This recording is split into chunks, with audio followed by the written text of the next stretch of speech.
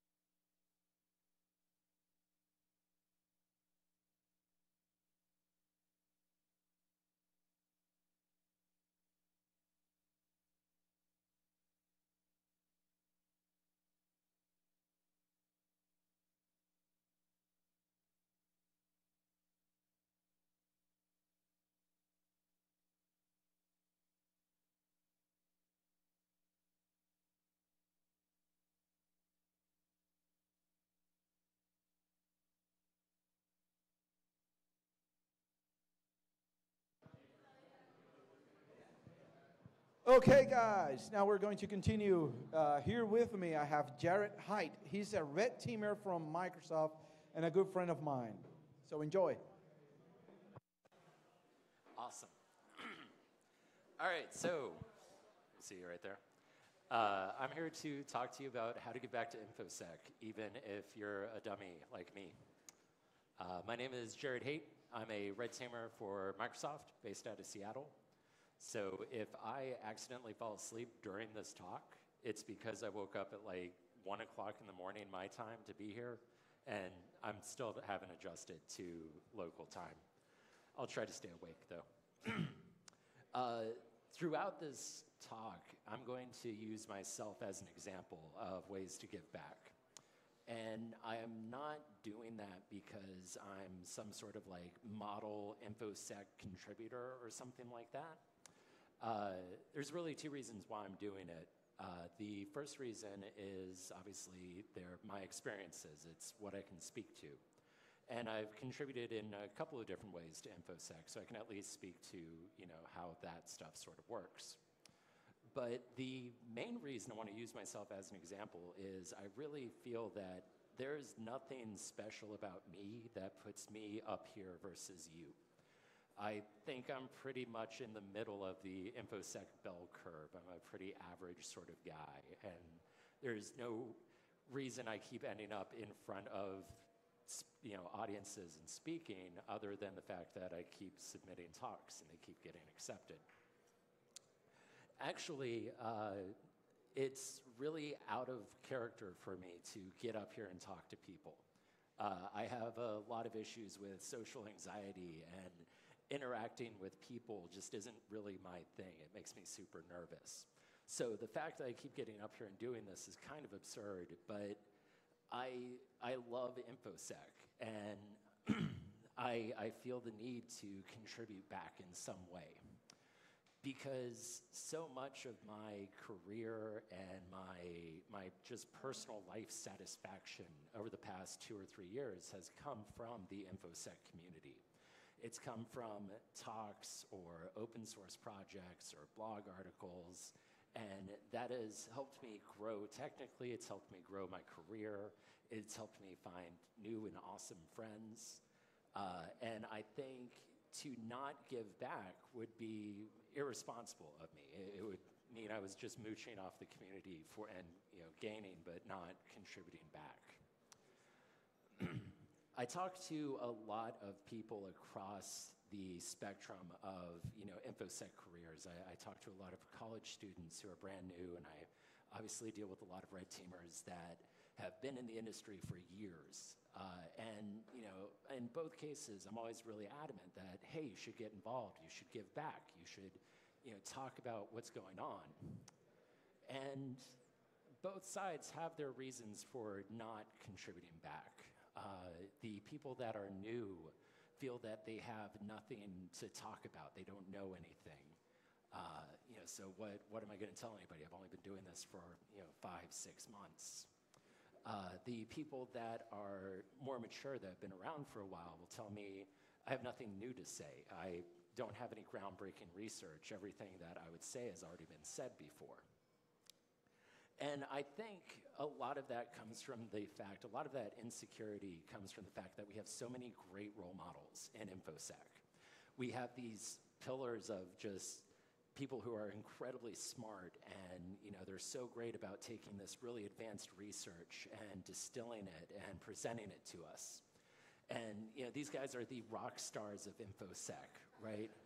So when I think of rock stars, I think of Sean Metcalf and Matt Graber and Carlos and dozens of others that I didn't have time to create a Photoshop rock band of. But what's great about these guys is they are so open and so willing to share their research. And so much of what we do as a community is built off of the work and the trend that these guys have set for us. But the thing is, you don't have to be a rock star to contribute. You just have to be yourself. What you bring to the table is your unique view, your way of digesting things, your way of understanding things. And if you can turn around and present that, somebody's going to get value out of it. If you are brand new to the field, you can talk about what you're learning. You can talk about every day you should be learning something new, hopefully. And every day there are more and more people getting into InfoSec. That puts you X number of days ahead of them. So turn around and share that knowledge back. If you've been in InfoSec for a while, you have this mountain of experience to draw on to give back to the community. You know what works when you're trying to either break into some place or defend against people breaking into some place. You know what makes a successful red teamer, and you can communicate that back and help the people that are coming up learn how to grow and mature and give them a point to aim for in their career.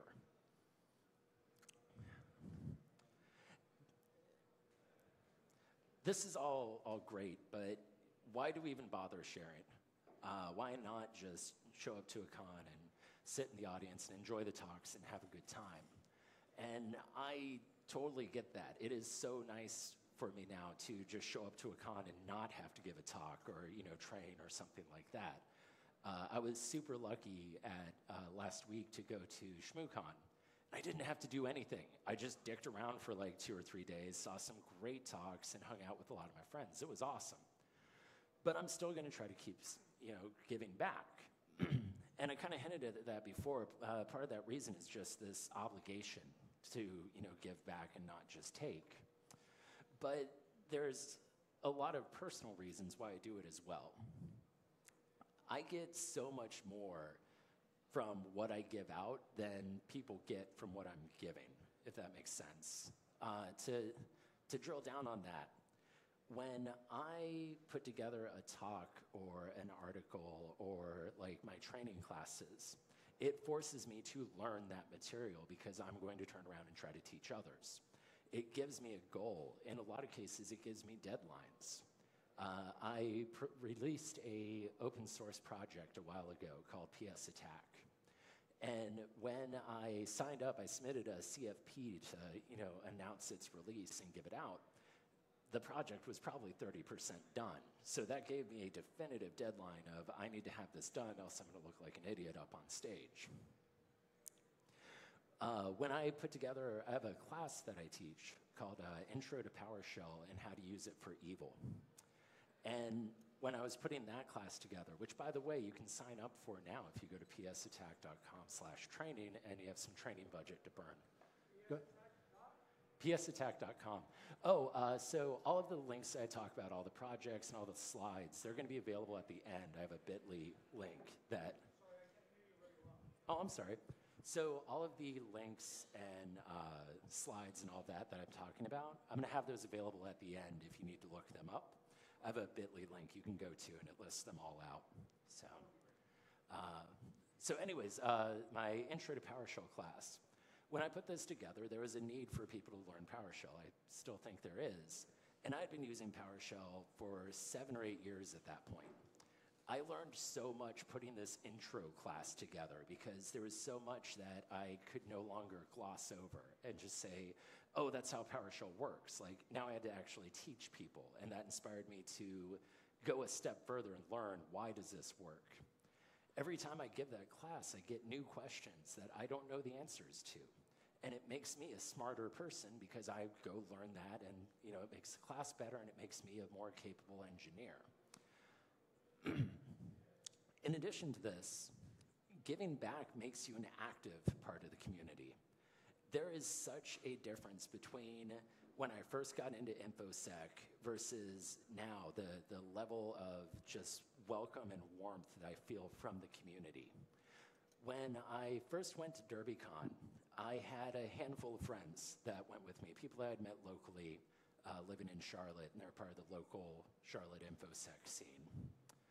By the most recent DerbyCon, which was my 3rd DerbyCon, I was running into people left and right. It was such this warm, welcoming environment for me because I had made so many friends across, those couple of years of just participating in InfoSec.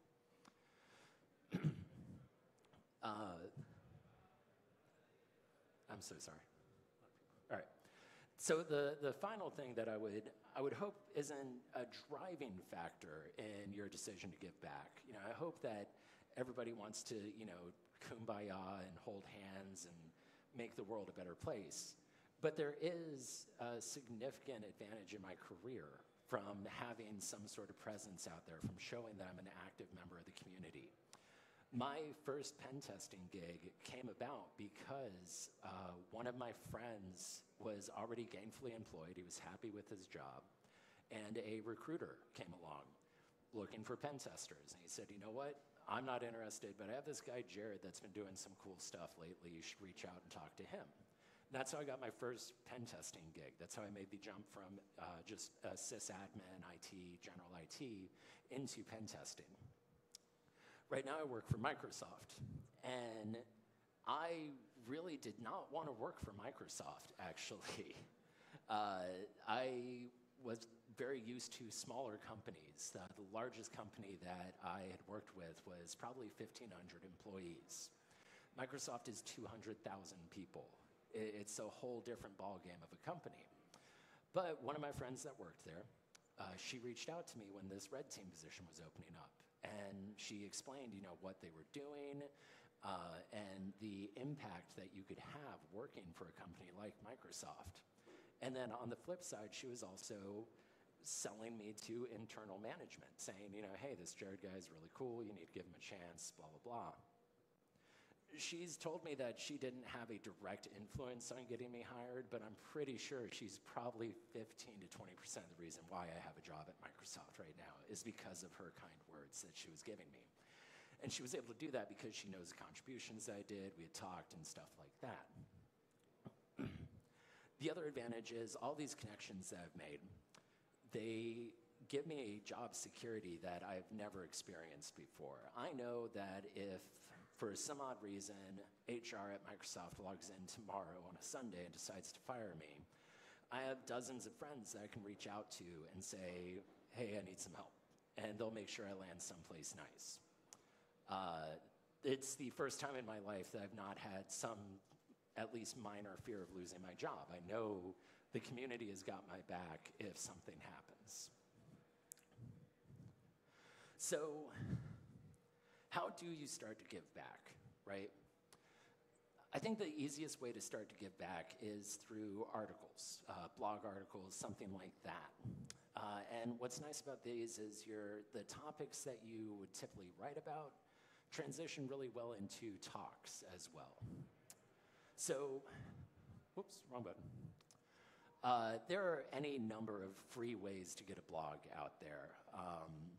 If you are going the WordPress route, I strongly suggest a hosted version of WordPress where they will patch stuff for you so you don't get pwned. But really, I mean, any way to get your words out there is going to be a good step in the right direction. If you want to spend a little bit of money, there's paid options that you can use. You can self-host if you want. Personally, I use a service called Webhook, which I really like. That's their icon in the upper left there. But like I said, you can get involved. You can start getting your words out there for absolutely free. There's no cost to you outside of time. As for talks, the way I started giving talks is I started out small. I started out with a local hacker group called Charlotte Hackers Anonymous. And the first talk that I gave was a talk about cross-site scripting. And I gave it to a room of 4 people. And one of those people I knew is a man named Jason Gillum. He is a senior web application hacker for like a consulting company. He has Burp plugins that he's published and are very popular. So here I am explaining cross-site scripting to this dude that, like, to this day is a much better web hacker than I will ever be. But it was great. Like, the audience was super small. It was low stress. And at the end, everybody was, super complimentary, and it was a really positive experience. I would strongly suggest if you are looking to contribute, if you want to start giving talks or, kind of explore this space, look for a small local hacker group that you can kind of tie in with. I was talking to Carlos, and I guess there's a group out here called INIT6, I-N-I-T 6. That sounds a lot like Chaha was for me, just a local group of hackers that get together and talk about hacking stuff. From Chaha, I moved on to larger talks, I worked my way up, so I started going to B-sides and speaking there. Eventually gave a talk at Carolina Con, which is a regional con in North Carolina. And ultimately, I think the largest talk I've given was at DerbyCon a couple years ago, where I was talking about PS Attack. You don't have to go this route, though. Cons are always looking for new voices, somebody that's bringing something new or a fresh perspective to the table.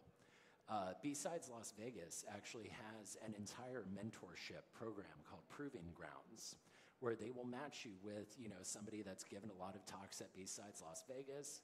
That mentor will help you with your slides. They'll help you with rehearsing. It is all designed to get new people into B-Sides Las Vegas and speaking.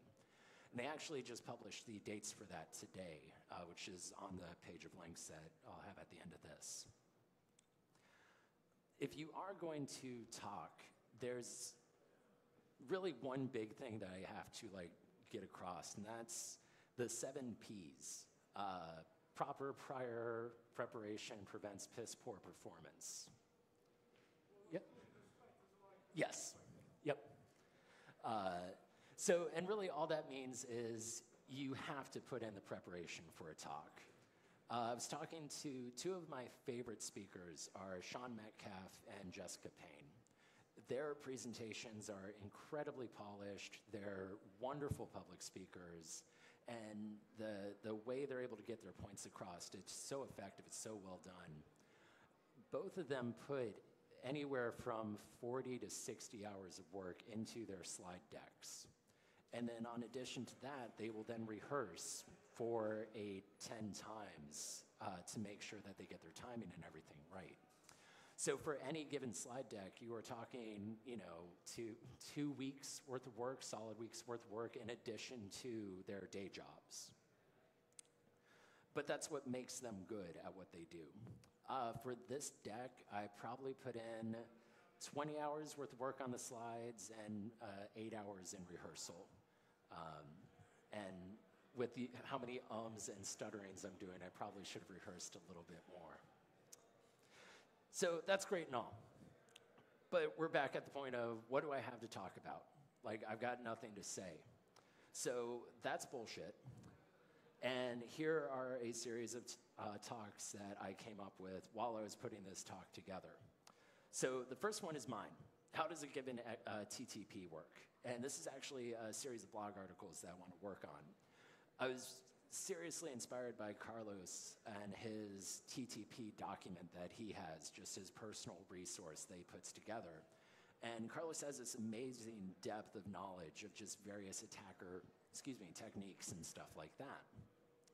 So to cultivate that myself, my goal this year is to do hopefully one blog post a month where I take a given attack and I drill into it and I figure out, okay, how does it work? How can you manipulate this? What are my options? And how would you defend or detect this? And just really get deep on an attack. So the first one I want to work on is comm hijacking. I've heard a lot about comm hijacking from people like Casey Smith and Matt Nelson. They really love it. I have no idea how comm hijacking works. So this is going to be my inspiration to drill in on it.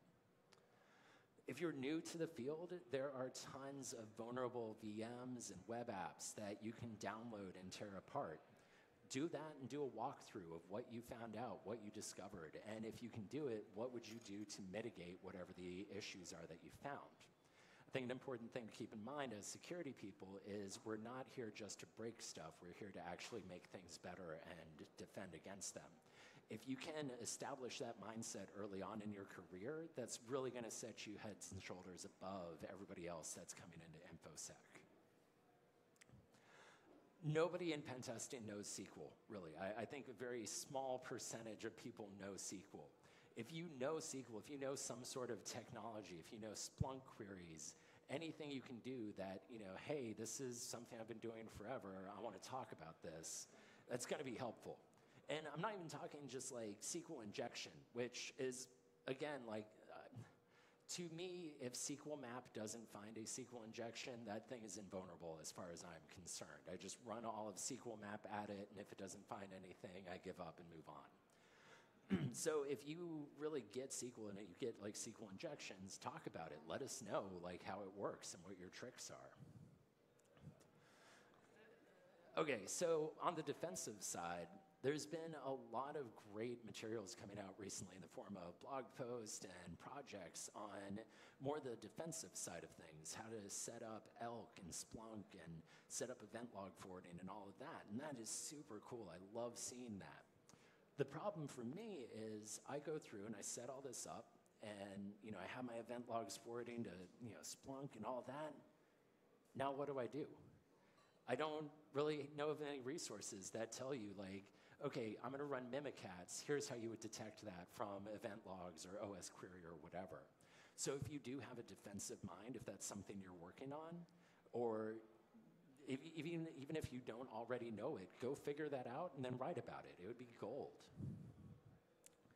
OWASP Top 10 is always a great resource, especially if you're new and you're starting up a new blog. Go through the OWASP Top 10, a lot like the initial thing I was talking about with the TTPs. Take one, drill into it, figure it out, write about it. I have no idea what the hell a blockchain is. Everybody keeps talking about blockchains, and they say, like, I get the sense that they're not good, but then they're also in everything. So, like, what the hell is a blockchain?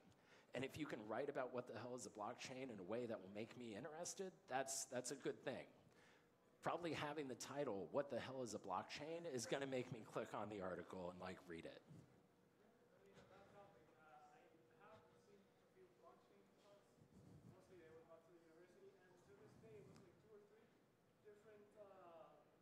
Yeah. And I believe that everyone that went to one or the three still has no idea. Okay, so it sounds like nobody has any idea what a blockchain is, which makes sense. If you're good at social engineering, if you're good at, Carlos was giving me some tips today on what to look out for, and like, it was great. It was probably super basic stuff, but I was learning about mirroring and reflection and stuff like that. It was really cool. Write about that. I had great conversations at Shmoo with people that were talking about different ways that they have or would break into a building and scan badges. This is my favorite topic, and I'd really like to see more people focus on it. So InfoSec is an echo chamber. It's a fun echo chamber, but we're really just all telling each other what we already know. We need to break out of that echo chamber. We need to start getting people outside of InfoSec to care about the stuff that we care about. If you can do that, or if you can write an article or give a talk about how we can do that as a community, that would be a great thing to focus on. That's really what we need to do is, we all know that credential reuse is terrible and you should keep your servers patched, but we need to make sure everybody else knows that as well. So outside of talks and articles, the obvious way to contribute back to the community is through just open source software. The problem with that is a lot of people feel that they need to be like a rock star developer to contribute to open source. So I'm not a rock star developer at all. I have a sysadmin background. I'm self-taught on the shitty development that I do and like the spaghetti code that I produce. But I've gotten some pull requests accepted, and I have an open source project that's moderately successful, and I think I've had some success there, especially for someone who isn't a developer. If you are a developer, I think the two big projects, at least offensively, that you can contribute to are Metasploit and Empire. Metasploit is Ruby-based. Empire is PowerShell and Python. So those languages are all pretty easy to approach. They both have huge user bases, and they also have a ton of issues on their GitHub that you can just dig in and start fixing stuff. The other thing, too, that might be helpful or something that you can contribute to, especially if you don't have, maybe the strongest of development skills, but you do have a Cobalt Strike license. Cobalt Strike has two components that are kind of their own language, but really useful. And they're called aggressor scripts and malleable transports. Aggressor scripts are ways to automate stuff within Cobalt Strike, and the malleable transports are ways to change what the traffic of Cobalt Strike looks like as it goes across the wire. I met a woman at Shmoo who is brand new to red teaming. She's been at her job for about 6 months as a red teamer, fresh out of college. And she's gained a level of popularity by sharing aggressor scripts that she uses on her engagements. And I was talking to her about it, and she was kind of shocked that they were so popular because she was telling me these are not technical marvels. They're relatively straightforward scripts that I just thought were useful. But those relatively straightforward scripts saved everybody 30, 45 minutes of research and writing that they can now spend on their assessment. Super useful, to the point that Mudge, the guy that writes Cobalt Strike, he has retweeted her a couple of times, heard she was at Shmoo, and spent 20 minutes talking to her about aggressor scripts and was just super stoked to meet her. He's a pillar of the community. It was really cool to see her get that sort of attention for her contributions. My favorite open source tool to contribute to is the Pen Testers framework. The reason I like this, let me roll back. Pen Testers Framework is a way to install pen testing tools on your Linux distribution. It has the advantage over the built-in apt package management or whatever your package management system is, in that what PTF does is it downloads the tools directly from, the repos that they're hosted at. So when you install Nikto or Burp or whatever, it is always the latest release. It's pulled directly from source. And this is really useful for things like Nikto and Nmap, where they have scripts that are constantly being updated and fixed. To add a module to PTF, it's a really simple format. It's a Python file, but really it's just a series of variables that you define. So you define like, okay, this is a Git package. Here's where the repo is located. Here's the dependencies for like, that repo that can be installed through apt or whatever. And here's some after commands to run. So this is a module that I submitted for a C2 framework called Codec. Took me about 8 minutes to build this, test it, and then submit it. Like super, super easy. Because really I just said, okay, go download this, and then go run this. And there you go, that's the module. Oh, and make sure these are installed.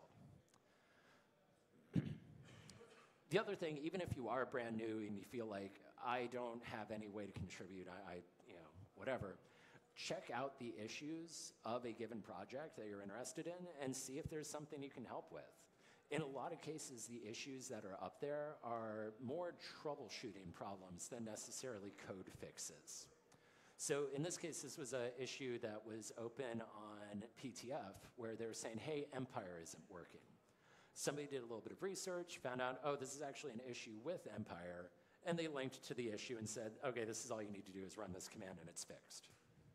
So not only did they help this person with their problem, they also saved the developers time from having to dig into that and look at that and waste cycles to figure out what the actual underlying issue was. So literally everybody wins because this person did, 15 minutes worth of research.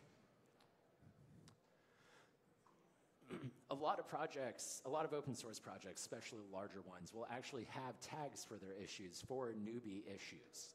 Metasploit is really good about this. So at the time that I was pulling this talk together, there were 9 issues in Metasploit that were newbie friendly. And a couple of them are coding stuff that, like, if you want to contribute code to Metasploit, this is a great way to jump in. And a lot of them are just documentation. So no coding required. You just have to understand, hey, this is how this works. I'm going to write this in a legible way. And you can commit code to Metasploit, like one of the biggest open source projects in our field. So I know I've talked a bit about committing and stuff like that. And I think just Git itself is a big barrier to entry because Git is really, really complicated. And I have no idea how it works. But I'm going to tell you my workflow for like submitting PRs and stuff like that. So the first thing I'm going to do, in this demo in this example, I'm going to have 2 accounts I'm working with, right? I have my Jared Haight account, which is my personal main account. And then I have a Jared Demo account. And what Jared Demo is going to do is he's going to contribute some code to this PS Attack build tool project. So the first thing Jared Demo does is he clicks on the fork button on the project. And what that's going to do is it's going to take that entire code base and it's going to create a copy of it under Jared Demo's accounts. Now Jared Demo has this project and he can contribute to it and change it and do whatever he wants. The next thing we're going to do is we're going to clone this repo, which really just means download. So we get the URL, which actually is different in this command. We'll just ignore that. But we just run git clone and then the URL to download it. This takes the code off GitHub, downloads it to our local computer. This is actually optional. Like if you are super in a hurry or lazy or confused by Git, you can totally skip this step, but I do it for cleanliness. I create a branch for whatever I'm going to do. And a branch is like a virtual copy of that repo. So all the files are still on your file system, but Git is like magically changing them as you move between branches. The reason I do this is just that way I'm not polluting the main code base with my changes or commits. If there's something I screw up, I can just roll back to the main branch and everything's still good to go. So in this case, I run git branch, give it a name. In this case, we're calling it event viewer bypass. And then I run git checkout to switch to event viewer bypass. This console is part of the Git for Windows package. It's just bash that they've packaged up with all the Git stuff, and you can run it from Windows. What's cool about it is the prompt is actually Git aware, so you can see here we're in the master branch, and then when we check out, we're over here in the event viewer bypass branch. Now that I have my branch, I make whatever changes I want. In this case, I added a couple lines to this modules.json file because I wanted to add a new feature to PS attack. I save that file, I then add it, which stages the file, says, okay, this has been changed and something we're going to send back. And then I commit it with git commit. And what git commit does is it packages all of those files we've added into a commit, and now we're ready to take that and send it up to the server. Up to this point, we haven't touched the server at all. This has all been local. So I mentioned this is my workflow. So the way I always do this is I run git push, and then git gives me an error. And what the error is basically saying is, hey, you're on event viewer bypass, but there's nothing on the server for event viewer bypass. I don't know where to send this. You should probably run this command instead. So I run that command instead, and then everything gets pushed up to GitHub, and now it's up on the cloud. When I log back in as Jared Demo, I'm going to see a notification saying, hey, you just submitted this branch. Would you like to submit a pull request? So I go ahead and click yes. We're going to submit our pull request. It opens up a pull request against the main package or the main project. I give a description of what I'm doing. I click submit, and everything gets submitted. As the project owner, as the Jared Haight account, when I log in, I'm going to see that there's a new pull request. And I'm going to see, hey, there's an option here to merge this pull request. So I'm going to go ahead and click that. I'm going to thank you profusely for taking time out of your busy life schedule to submit something to my repo. And now it's merged into PS attack. I think a lot of people are worried that when you do like a PR, when you do a pull request and you submit code against a project, you're going to get some sort of pushback, or somebody's going to be pissed that you didn't do something right. Any reasonable open source developer is going to be super stoked that you took time out of your busy schedule to download their code base, go through it, figure out how it works, and then submit an issue against it. Even if it's not a feature they're necessarily looking for, they may still reject the pull request, but they're going to be stoked that you took time to do this. It's incredibly flattering to have somebody submit a pull request against your project. I would not worry about getting in trouble or getting yelled at for submitting a pull request. Just do it. Go ahead. So the remark was, unless it's Linux and it goes to Linus. Linus is... I don't know what I can say about Linus as a Microsoft employee, actually. So to recap, I know that was really long, but really we're talking about 7 steps if you cut out the optional stuff, right?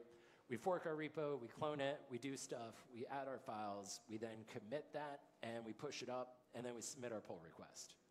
7 steps. You can probably get real comfortable with this in a couple hours of just dorking around with GitHub. GitHub actually has a really, really great interactive walkthrough of using Git at try.github.io. That link is in the resources. But it's really cool. It's built off of a Code School or Code Academy's platform, so it's all JavaScript, and you type it in, and everything works great. And it's really, really cool. So what happens if we screw up? Like, Git's going to tell you like weird things. It's going to talk about stashing stuff, or there's going to be like some sort of conflict. And if you know Git, you can work around this. You can figure it out. You can troubleshoot stuff. Or if you're like me, what you can do is take your changes, copy them out, delete the whole frickin' repo, and re-download it and try again. Resolves like 8 out of 10 issues that I run into. See, apparently there's a git reset command. I don't know. That might be easier. I don't know. All right. So what else can we do to contribute back to InfoSec, right? Like maybe open source isn't your thing, maybe talks and articles aren't really your thing, or maybe you need something more because you're just awesome and want to give like 100% of your free time to the community. Volunteering for cons is probably the most useful thing you can do. I saw pictures of the guys putting together the B-Sides badges, and there were a lot of people there, but I don't think it was enough people. Because as far as I'm concerned, like for these pains in the butts, like anything less than a one person, one badge ratio is not enough people for building these things. Reach out to Carlos or Jose or any of the guys out here and see what you can do to contribute next year, to volunteer, to help out. Bigger cons are going to usually announce when they're looking for volunteers. It's a great way to get into that, that cons family. Sometimes they do reduce tickets and stuff for volunteers. Other times you just pay your own way, but you get to help out. You get to be part of like putting on a big con. It's really, really cool. Lockpick villages. Any of the like side villages, the IoT villages, and all the little side things that go on with the con are great opportunities to volunteer. If there isn't something you want to do, say for example, I don't think there's a CTF going on here. If you want to do a CTF and you have the technical ability, put it together, like run a CTF. There's also something I learned recently, that there are CTF groups. A couple of my friends at work are members of actually separate CTF groups. And it's really cool. They sit around in like Slack all day. They poke around at CTFs. One of the guys, his group will do quarterly like full-on CTFs. We're like, okay, this is the one we're working on. We're going to go like sit in a house order a bunch of pizza and hack stuff and get points. Great way to build your skills, great way to connect with others in the community, and it's a lot of fun. You're hacking stuff. All right, so still, what if none of this is for you? What if somehow of the like half dozen things I've talked about, it's still just not your thing? Do whatever you want. Whatever you're passionate about, if you can convey that passion, then people are going to enjoy it.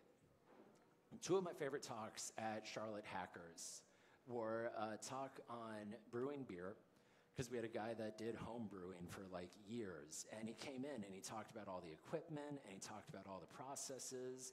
He talked about, well, this is what makes a lager versus a stout versus a porter, and here's the different hops we use. It was super interesting because we're the InfoSec community. Most of us like beer. Even if you didn't like beer, it was still cool to see the process of it and, just everything that's involved. Another really cool talk that we had was a college kid that had no InfoSec experience per se, but he came in and he talked about this project that he had worked on where they were building trackers for wildlife, marine wildlife.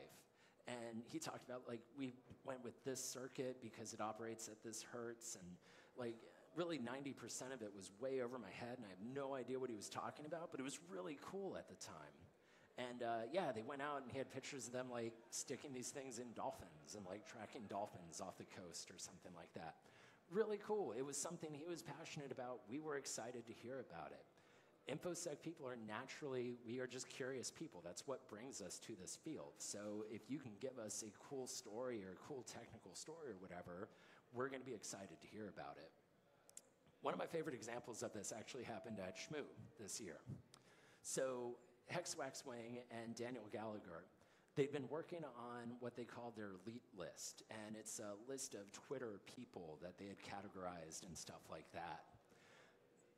Hearing it that way, it really wasn't super interesting to me. I'm happy that they were doing it. That was something they were passionate about, but it didn't, really click with me. At the talk, though, they started talking about all the analytics that they were able to do.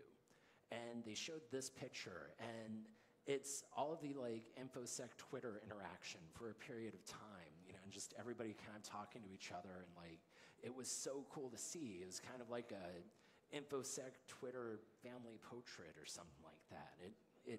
It actually made me feel like feelings to some extent. What was that?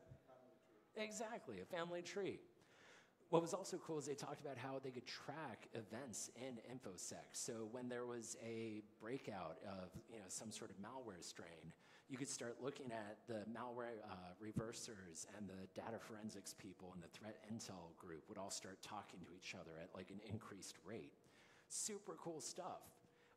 Hex, she's an anthropologist, so this was her take on InfoSec. She thinks we're an interesting group and likes to study us, and this was kind of her project for that. And then Daniel came in, I believe, with the analytics and kind of tied everything together. Really cool project, unlike anything I've seen before, and it was just what they were interested in. It was one of my favorite talks at Shmoo. If you, like I said, if you can convey your passion, if you can get that across in an article, in a talk, in source code, people are going to appreciate it. We're going to follow along with you if you can show us that passion. So before you know it, when you start contributing, you're going to be that InfoSec rock star. And it's probably going to happen quicker than you expect. Back in Charlotte, I worked a lot with college kids, and they looked up to me, I guess. And it feels weird to say that because I'm an idiot, and why would anybody look up to me? But I was a red teamer. I was making a job hacking into things. I had open source projects, speaking at Derby and stuff like that, and that's kind of the stuff they wanted to do. There's a lot of responsibility when you're in that position, and it's something you need to be aware of. And I think really the primary rule is don't be a dick. One of the easiest ways I think to be a dick is, and I see this and I don't think people really intend it, but you'll get asked a question and your response is, "You didn't know that?" That is such a terrible way to respond to somebody asking you a question. Because naturally, there's some level of vulnerability when you're asking someone a question. You're admitting you don't know something. You're admitting some sort of weakness. You could think of it that way. And so to respond with like, "Why don't you know that already?" is a really dick thing to do. And it can turn people off from asking questions. There are thankfully few, but there are people in the community that I will not ask questions of anymore. Because when I do, that was typically the response that I would get. Some sort of like, "Oh, I'm better than you because I know this. Let me, lounge in this a bit." And it's such a fucking disappointing thing to hear. So keep that in mind. When people are coming to you, be respectful. Try to appreciate the position that you're in. Use it as an opportunity to demonstrate what you want the InfoSec community to be. Because this is a privilege. Standing up here for an hour talking to you guys is a privilege. You could be doing something better with your time, like going out and enjoying some of the food that's out there, or picking locks, or I don't know, any number of things. A lot of people get stuck thinking that, everybody's just here to have a good time. In a lot of cases, especially the bigger cons, you'll think that, oh, the company's paying for them to be there anyways, so what does it matter? I know a lot of people that pay their own way to big cons. I know a lot of people that pay their own way into training. Don't assume people are just there on the company dime. Don't assume that their time is not valuable. So speaking of, I really want to thank everybody for listening to me up here. I really want to thank B-Sides for inviting me out and accepting my CFP. This has been something I've had in my mind for a long time, and it feels so great to actually get it out and communicate it, and I really hope it offered something of value to you. Like I mentioned, all the projects that I talked about, as well as links to the slide deck, are up at this bit.ly link, bit.ly giving back to InfoSec. You can also follow me on Twitter at Haight if you ever want to talk, and I'll be around for the rest of the con. I'm happy to answer any questions. So thank you very much.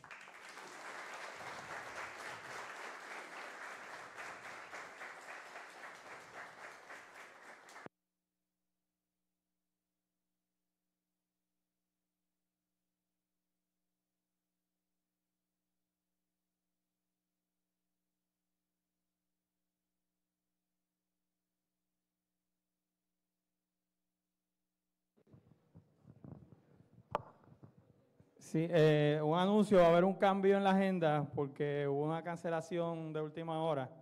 El speaker que venía ahora no puede, pero continuamos. Ahora lo que vamos a hacer es adelantar a Pedro Ortiz, ¿verdad? Que él no quería hacerlo y lo obligamos, pero Pedro va a presentar, era Blue Team Journal, la presentación de Pedro. Este tipo es un monstruo y es un ejemplo de lo que Jared acaba de explicar, porque él está encerrado allí en una bóveda. El jefe no lo dejaba salir. Está aquí el jefe, por si acaso. Y el chamaco sabe un montón. Y entre Carlos y yo, más Carlos que yo, lo hostigamos lo suficiente para convencerlo de que presentara y compartiera lo que él sabe, que es mucho, ¿verdad? Así que aquí van a tener un ejemplo de lo que acaba de explicar Jared, de que hay cosas que ustedes van a tener la oportunidad de presentar, ¿verdad? O compartir con los demás y que otra gente no sabe. Vamos a darle un minutito en lo que él termina ahí y continuamos. Ya estamos casi listos. Tienes que hablar como hombre. ¿Me escuchan? Hello. ¿Cómo es? ¿De otro lado? Sí. Abajo. Ahí. Ahora. Ahora. Sí. Buenas tardes. Mi nombre es Pedro Ortiz y trabajo como analista de seguridad para Evertech. Empecé como muchos de nosotros como técnico desde el 99 y poco a poco he ido, ¿verdad?, moviéndome de redes hasta seguridad en el año 2005. Y entonces pues ya llevo bastante tiempo de lo mismo, que es el área de defensa. Y nada, quería hablarles un poquito de lo que es el área de defensa, que es la parte, lo que le llaman Blue Team. El área de Blue Team, vamos a ver un caso primero y luego voy un poquito hacia atrás para explicarles de qué se trata, ¿verdad?, ese tipo de trabajo. Aquí tengo el primer caso que se llama Feeling Lucky Punk, que Lucky es un ransomware que se vio, ¿verdad?, durante este año pasado. Aquí vemos un usuario que se conecta a un email externo, no de la compañía. Estaba en cuarentena y lo sacó de la cuarentena. Tenía un attachment en zip, lo sacó del zip y a su vez cliqueó. O sea, hizo 3 cosas que se supone que uno no hiciera. Exacto, y entonces el último es un JavaScript encoded, que aquí ven el ejemplo. Este es un ejemplo de lo que tiene el JavaScript por dentro. En este caso es Unicode, tiene una codificación Unicode, que si lo convertimos, pues entonces vemos abajo en la parte de highlight, color verde, que eso es un indicador de compromiso, que ahorita vamos a hablar de eso, que entonces pues lo lleva a un site malicioso. Pues luego de que se decodifique el JavaScript, pues aquí ven el proceso WScript, que es un proceso de Windows que se comunica de JavaScript y se comunica en este caso al Internet. Y en este caso, eso es un indicador de compromiso también. No se supone que WScript, que es el que corre JavaScript en Windows, se supone que se esté comunicando hacia afuera, pero en este caso lo hizo. Y entonces pues trata de bajar el malware y gracias a Dios pues las defensas que tenemos de perímetros pues detuvieron el URL. ¿Y qué es un Blue Team? Aquí el ejemplo de Blue Squadron de Rogue One, no es nada de eso, ojalá. Es sencillamente un equipo de defensa de computadoras y redes. Hoy día, lo que está hablando Jared de verdad, los que estén empezando, que uno empieza estudiando, buscando áreas de seguridad, pues a veces pues encuentra uno un trabajo de PC. Yo empecé en reparaciones, luego en redes, y uno trata de moverse al área de seguridad y pues muchos tratan, no pueden, otros no consiguen, muchas veces porque no hay aquí trabajo en Puerto Rico, sino afuera, pero en realidad se puede, muchas veces cooperando en proyectos, muchas veces open source, y nada, viniendo a este tipo de actividad y hablando con amistades que estén en el área de seguridad, que les invito después de la presentación, si quieren hablar con algunos de nosotros que trabajamos en seguridad, pues, ¿sabes?, estamos disponibles para ayudar como sea. Pero nada, este caso, pues, un Blue Team es un caso, ¿verdad?, de defensa. Nosotros buscamos a todos los indicadores de compromiso de lo que vemos en la red todos los días para tratar y evitar de que sean atacados pues, ves la compañía para la cual trabajamos o los clientes. Una de las tareas del Blue Team, en este caso, pues puede ser manejando FW, que son firewalls, los IPS, un NAC, Network Access Control, y una lista, ¿verdad?, de dispositivos que puedan estar en su compañía o en su cliente. Lo puse en negrito, en bold, lo que dice logs, porque es bien importante. Para poder manejar y ver los incidentes, hay que recoger logs de todos los dispositivos. Y es bien importante poder correlacionar todos esos eventos. Y en el medio ven unas letras que se llama SIEM, que básicamente maneja todos los eventos de seguridad, los correlaciona y así uno puede ver si se crean ofensas. Este es en el caso reactivo, cuando uno está esperando los eventos, esperando las ofensas. Vamos a ver ahorita cómo uno puede hacer proactivo dentro de este tipo de eventos. Algunas de las habilidades que son necesarias en el Blue Team, pues sería, pues, por ejemplo, saber de una variedad de sistemas operativos. Mientras más habilidades en el equipo de conocer de todos los sistemas operativos, pueden ser de PCs o móviles, pues mucho mejor. Lo número uno yo diría sería la parte de problem solving, que uno creería que en seguridad es solamente eventos de seguridad, pero no, tú puedes tener un troubleshooting de una PC que esté infectada y tienes que hacer algo, o un dispositivo de seguridad que tienes que ver, ¿sabes?, que funcione. Y lo mismo con networking, es importante en el medio de offensive techniques, porque pues uno tiene que conocer de las técnicas de ofensa para poderlas defender. Y por último sería programación, scripting, forense y reversing.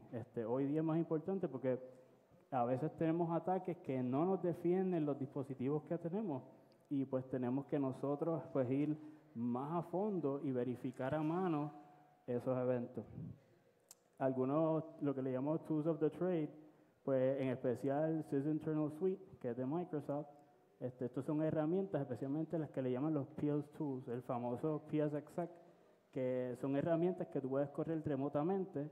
Lo que escribí ahí de Process Explorer, que es tremenda herramienta para verificar los procesos de su computadora.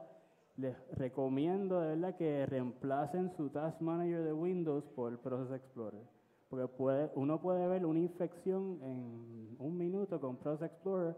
Tiene un campo que es de virus total. Usted puede escoger la columna y él le da upload a todos los procesos a virus total a la vez y tiene una mejor idea si está infectado o no su computadora. Muy bueno. Y otras herramientas, estaba hablando con Carlos ahorita de esto, y es que los hackers, por ejemplo, tratan de lo que le dicen living off the land, utilizando las herramientas que tiene el sistema operativo. Pues nosotros hacemos algo parecido, que le llaman leveraging of the land, y es usando herramientas que son del sistema operativo o que son fáciles de correr para entonces utilizarlas para defensa. En este caso, la de abajo, que dice MDD, es bien importante porque esa, por ejemplo, uno puede combinar la de arriba de PS Tools. Uno puede coger, por ejemplo, PSExec y MDD, y uno se conecta a la máquina remoto y le grabas la memoria completa con MDD y lo dejas en un archivo. Y luego pues puedes recogerlo y analizarlo. Y por último, el PowerShell, que es tremendo. En realidad es como que la primera vez que uno puede tener tanto poder en un command line. Yo sé que en Unix y Linux, ¿verdad?, son bien buenos, pero uno puede pues tener más poder porque se pueden usar objetos y pues uno puede intercalar todos los objetos con PowerShell bien poderosos. Y nada, ¿y qué son amenazas? Pues amenazas pues esa intención de hacer daño, ya sea de una persona, de una cosa. Y pues que son las amenazas cibernéticas, pues lo mismo, pero aplicado al área cibernética. En este caso, a computadoras y al network. Y aquí el famoso Indicators of Compromise, que pues en este caso, estos son los indicadores de compromiso.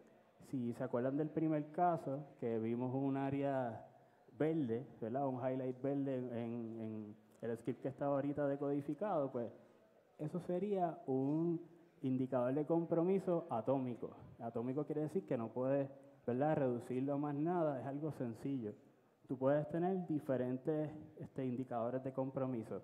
Puedes tener atómico, puedes tener compuesto O puedes tener otros más compuestos que quiere decir, si por ejemplo yo tengo un hash, eso sería un indicador de compromiso calculado, porque es algo que yo calculé y es algo que puedo utilizar para saber, mira, este archivo es malicioso, pues porque calculé que ese archivo es único con un hash y pues es malicioso.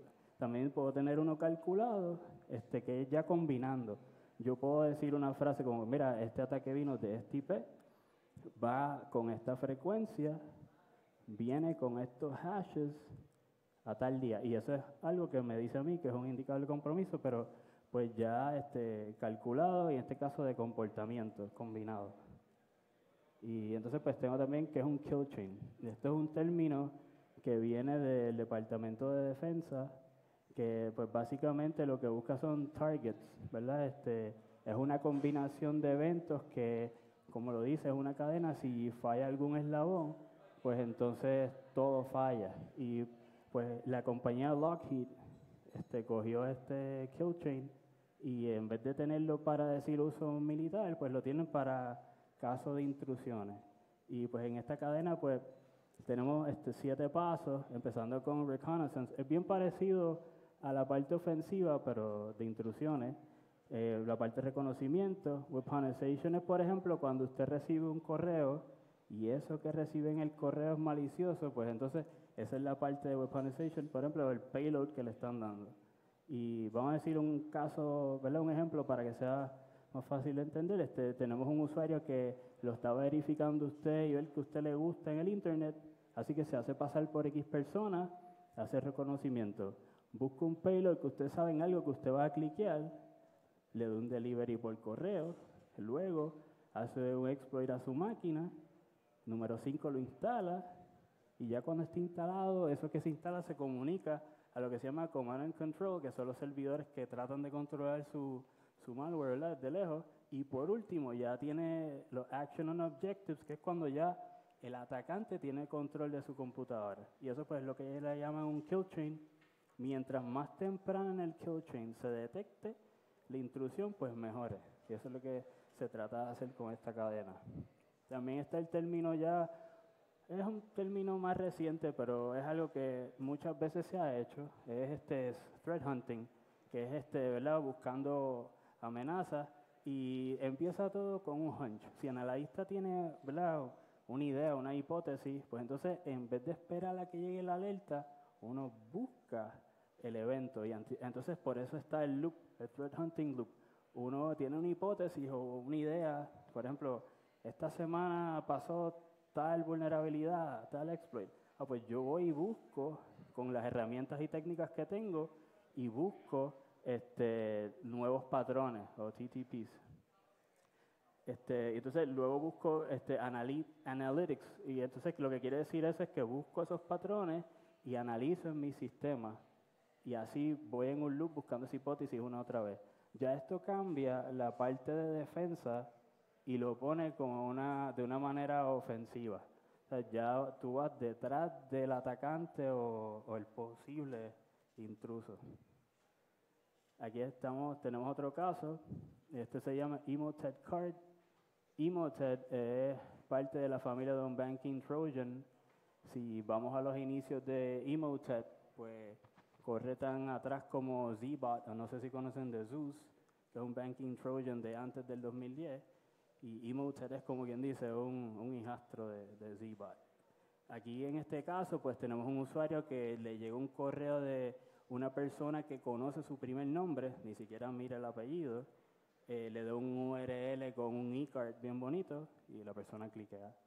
Cuando ya cliquea, pues lo que recibe es un Word document, el cual abre, y pues cuando lo abre, pues ve muchos goodies inside. Eso es como si fuese el link, pero en realidad, para los que sean fans de XKCD, que son unos cómics, ¿verdad?, computadora, se llama, ¿cómo le dicen? Que de los files más maliciosos que existe. Tiene cuanto extensión puedes imaginarte.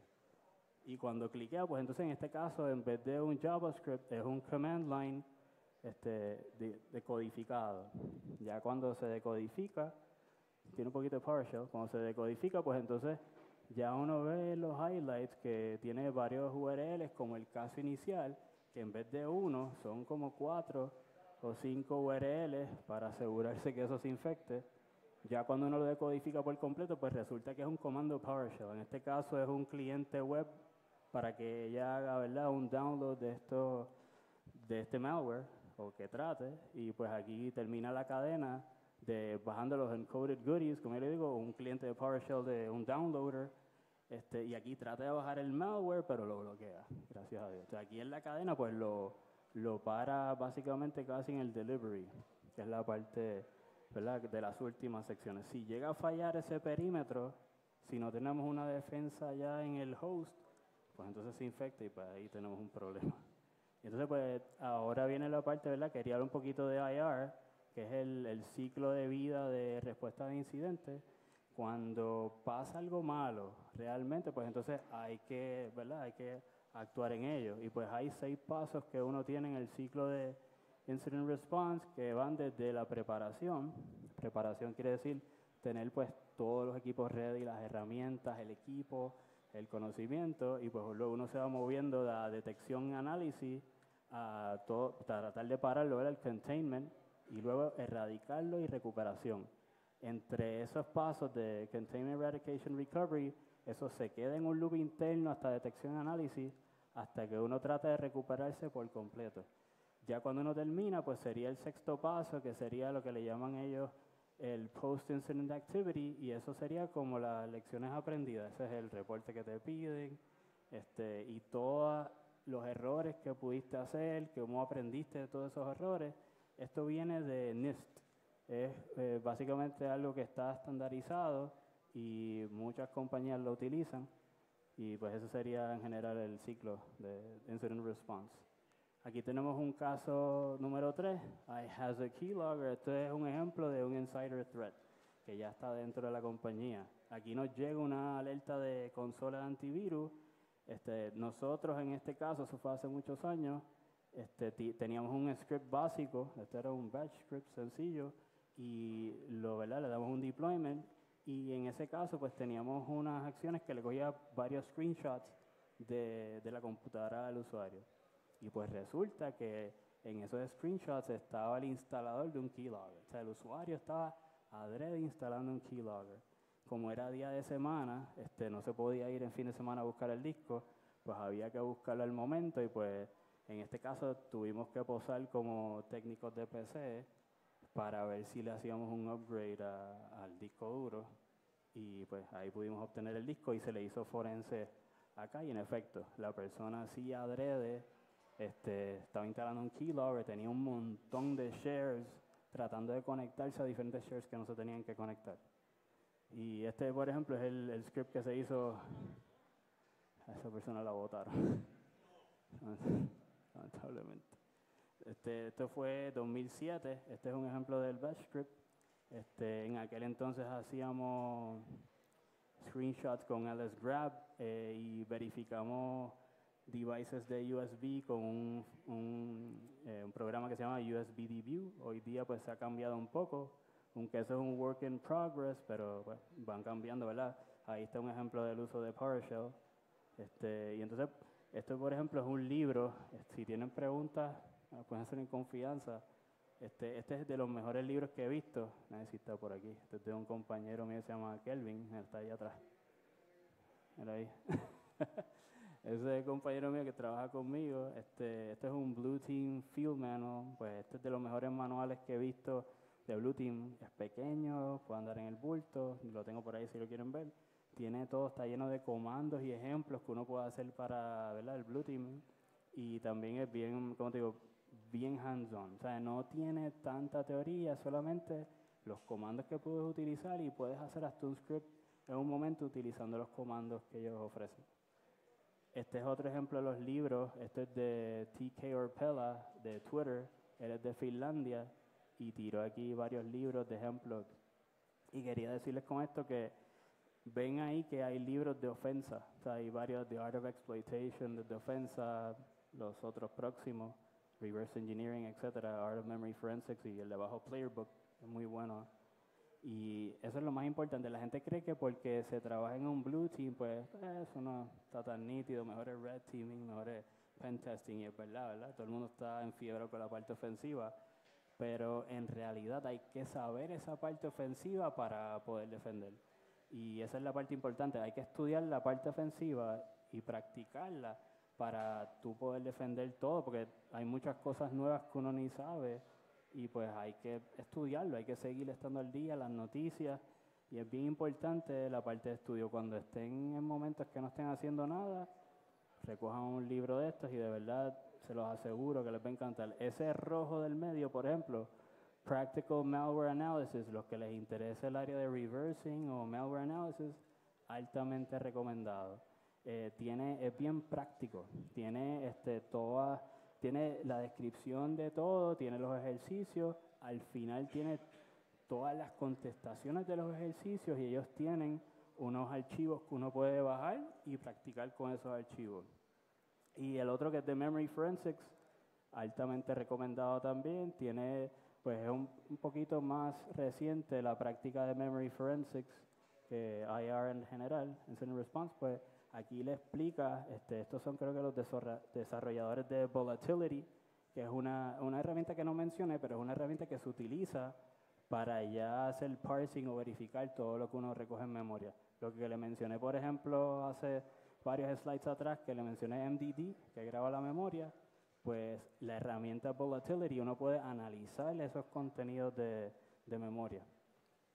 Y nada, por último, pues no todo, ¿verdad?, es trabajo. Cuando estamos en la oficina hay mucho estrés y pues hacemos unos vacilones con, por ejemplo, Rickroll con PS Scripts por chat. Le enviamos unos chats que le sale Rick Astley ahí en ASCII Art, o empezamos a hablar con PowerShell diciendo barbaridades. Ahí no las puse, pero sí, con las bocinas altas. Y pues claro, Nerf, tenemos ahí nuestro rack de Nerf para estar en la oficina. Ahí si tienen preguntas, confianza. No, sería todo. Gracias.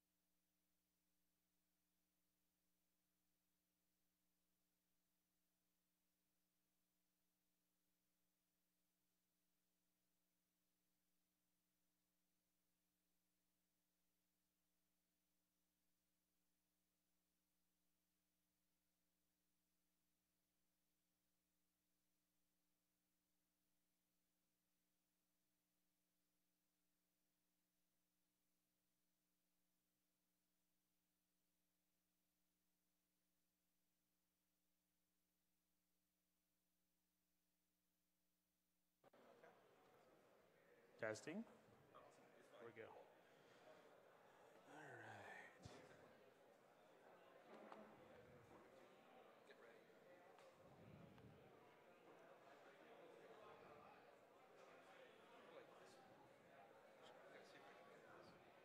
right. Yeah. Sure that's turned on.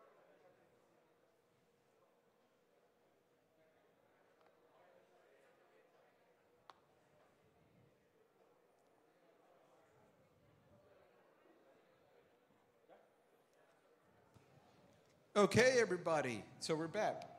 So we have with us today McDonald Rapid 7, presenting an insecure, obsolete, and trivial, the real IoT. Looks very interesting. Cool. Can everybody hear me all right in the back? Awesome. I just want to say thanks to Jose and all their staff for putting this on. You're awesome. I can't imagine the amount of work that had to go on in their personal lives, let alone for the conference. So I'm really glad for everybody this is able to happen. So the talk, we'll be kind of going over some IoT-related stuff today. I sort of redefined what I think IoT stands for, since most of it's cheap, insecure, and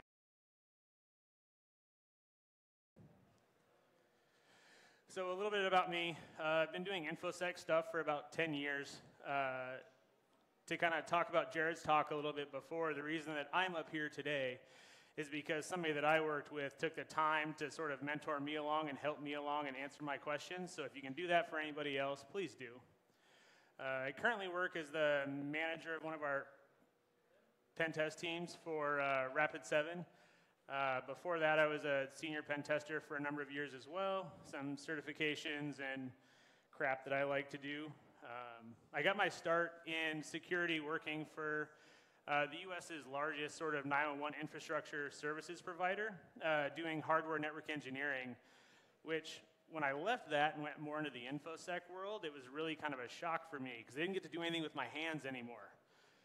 Well, fast forward a few years, we were working on a hardware project and a red team project at the same time, and I found that there are jobs in InfoSec where you get to use your hands and actually fix and break things physically, which is awesome, and that was just kind of the road that I ended up going down.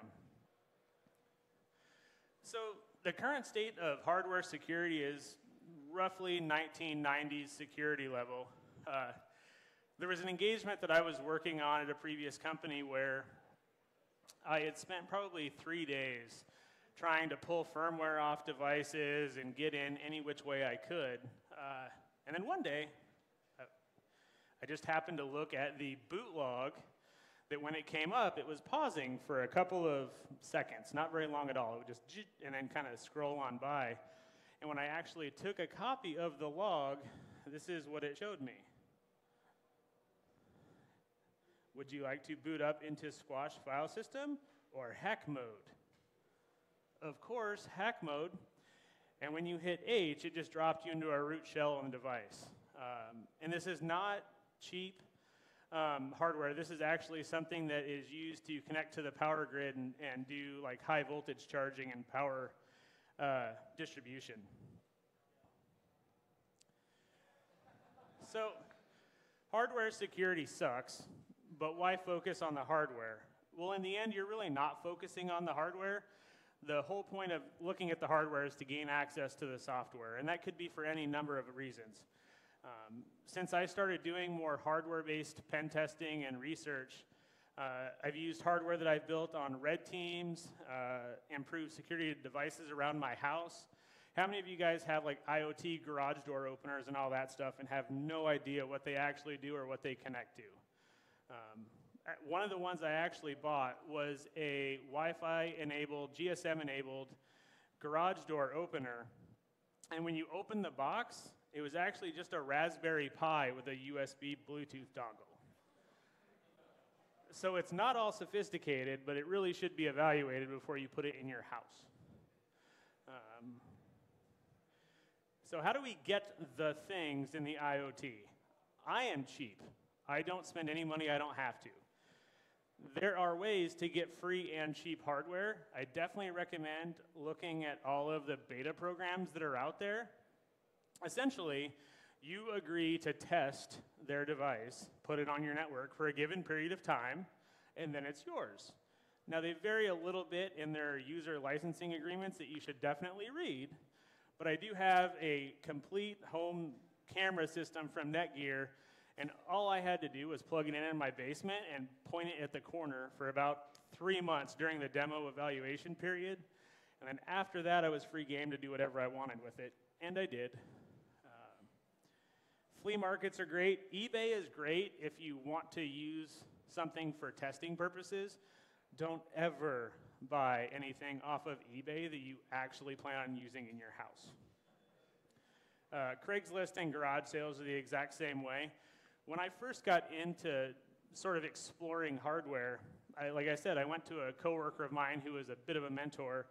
I was like, hey, I want to break hardware like you. How do I do that? And he's like, well, you grab hardware and you break it. Okay, so for my network engineering days, I had I don't know if Brad's still here or not, but I had a Palo Alto firewall sitting around that a VAR had given me that I had no use for.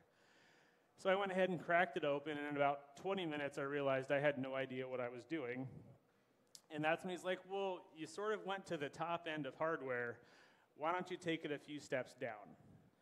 So I went from there, and I just went and bought a Linksys WRT router that has been around since, I don't know, 10, 15 years, something like that, a long time. And they actually make more current versions of them that are meant to be open sourced for things like DDWRT and things along those lines. So there's absolutely no physical or hardware or software protections built into them. So they make a great test dummy for things like this. This exact device I still use anytime I'm going to do a hardware project, because one thing with hardware is you're dealing with voltage, and if you do that wrong, you break your tools, and then you end up paying more money. But the really frustrating thing is when you break your tools and you don't know you did it. So you're trying to get on this device, and you're trying to get on this device, and it doesn't work, and it doesn't work. And then all of a sudden you realize, I'll bet my adapter's bad. So this is why you keep this device on my hardware bench. And before I ever start breaking into hardware or do any testing, I test my tools against it to make sure they still work. And when I designed this talk, it was more to spread the word about hardware hacking and research. And this is something that anybody can buy. I think I bought 2 of them new off of Amazon for like 25 bucks, so they're easy to come by and readily available. So once you've cracked the device open, maybe not on that Linksys, but on some of the devices that I've worked with, there are oftentimes protection mechanisms that you have to worry about. In this case, on the left here, you have epoxy. And this particular device was designed to be used in a marine environment, so they were really worried about saltwater and corrosion and those sort of issues. So they lined the entire board in like a gel to keep all the moisture off the electronics. But what they did was put that epoxy on top of the gel that lined the hardware, so in actuality, all you had to do was just scrape it off. If you don't get that lucky, usually don't use your nice new soldering irons like the hackos they have over there, but take an old soldering iron, you can heat that stuff up and get it off. Oftentimes on higher-end commercial devices, they'll also have tamper detection and monitoring, which is kind of what you see this little switch here is. Only if you'll notice, that little switch doesn't actually extend beyond the case, so it doesn't do anything at all. This was a picture from an engagement that I did, and I sat there and pushed the button until they called me, and like, we caught you. You set off the tamper alarm on the device. And really, we were just sitting there pressing it down. They didn't realize in their process that once you put the lid on, it never actually depressed the button. Basically. So once you actually open that router up, this is what the board looks like on the inside. So this is sort of an interactive presentation. So first time, does anybody see anything on there that looks of interest that you might want to take a look at or investigate further? It says the cable here, the antenna. Not quite, but close. I'm sorry, what was that? Right here? Oh, right there. No, that's actually the top end of the RJ45s on the back of the router. Right.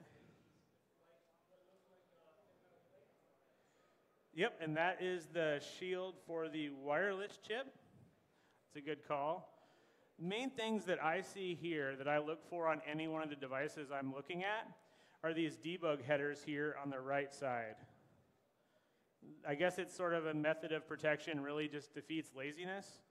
But usually the vendors, after the device is UL and stuff approved, they'll take those headers off so they're not readily accessible.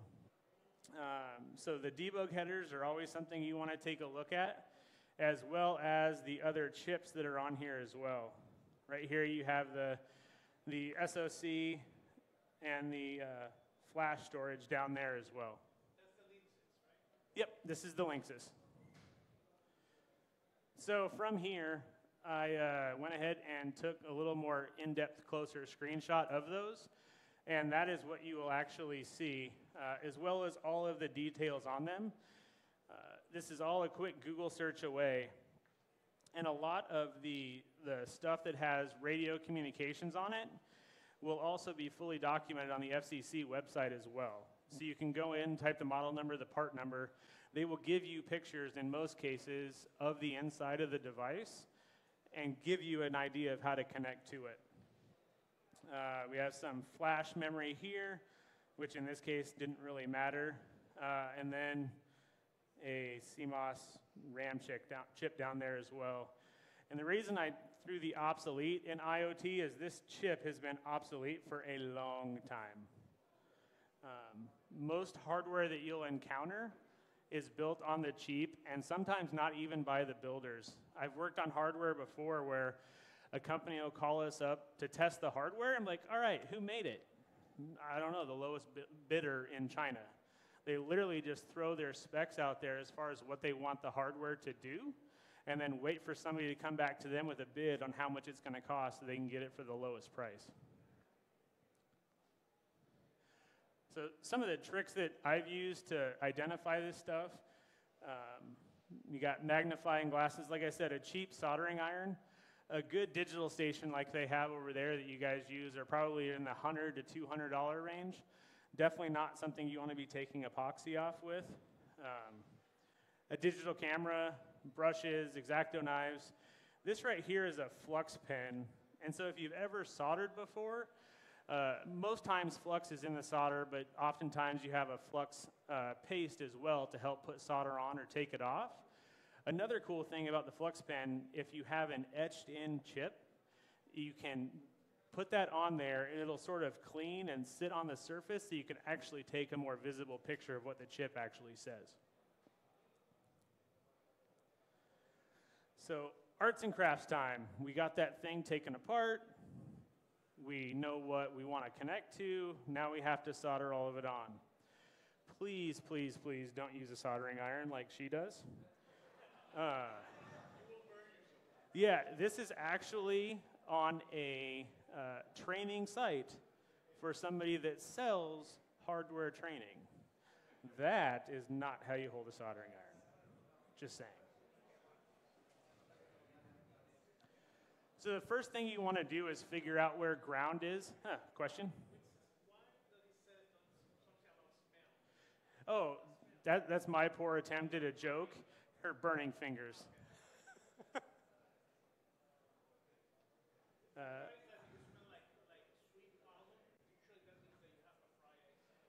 Oh, there you go. What's that? Knew what?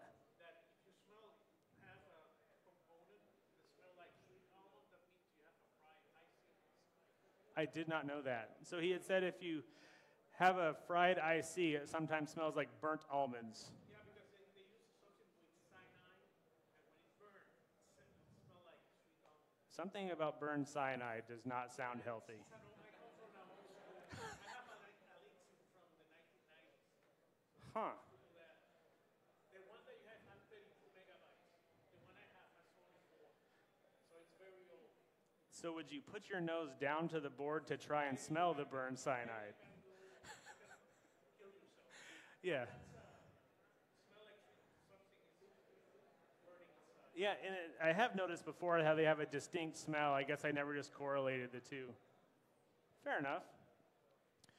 So the first thing you really want to do is find where your ground pin is on the board. Ground just gives you that relation to 0, so you can tell how high the current is. Typically, it's 3.3 volts, although some of the bigger devices have 5 volts on them as well. Another common place to find ground is right off of the barrel connector on the side. That's another great place to check. So physical countermeasures. This is actually off of a firewall device, not a Palo Alto, but another brand that I tried to connect to. And when you look at the data sheet for the chip, it has UART, JTAG, I2C, and a couple of other interfaces that we'll talk about. And all of the wires through all the solder mask roughly trace back into this area.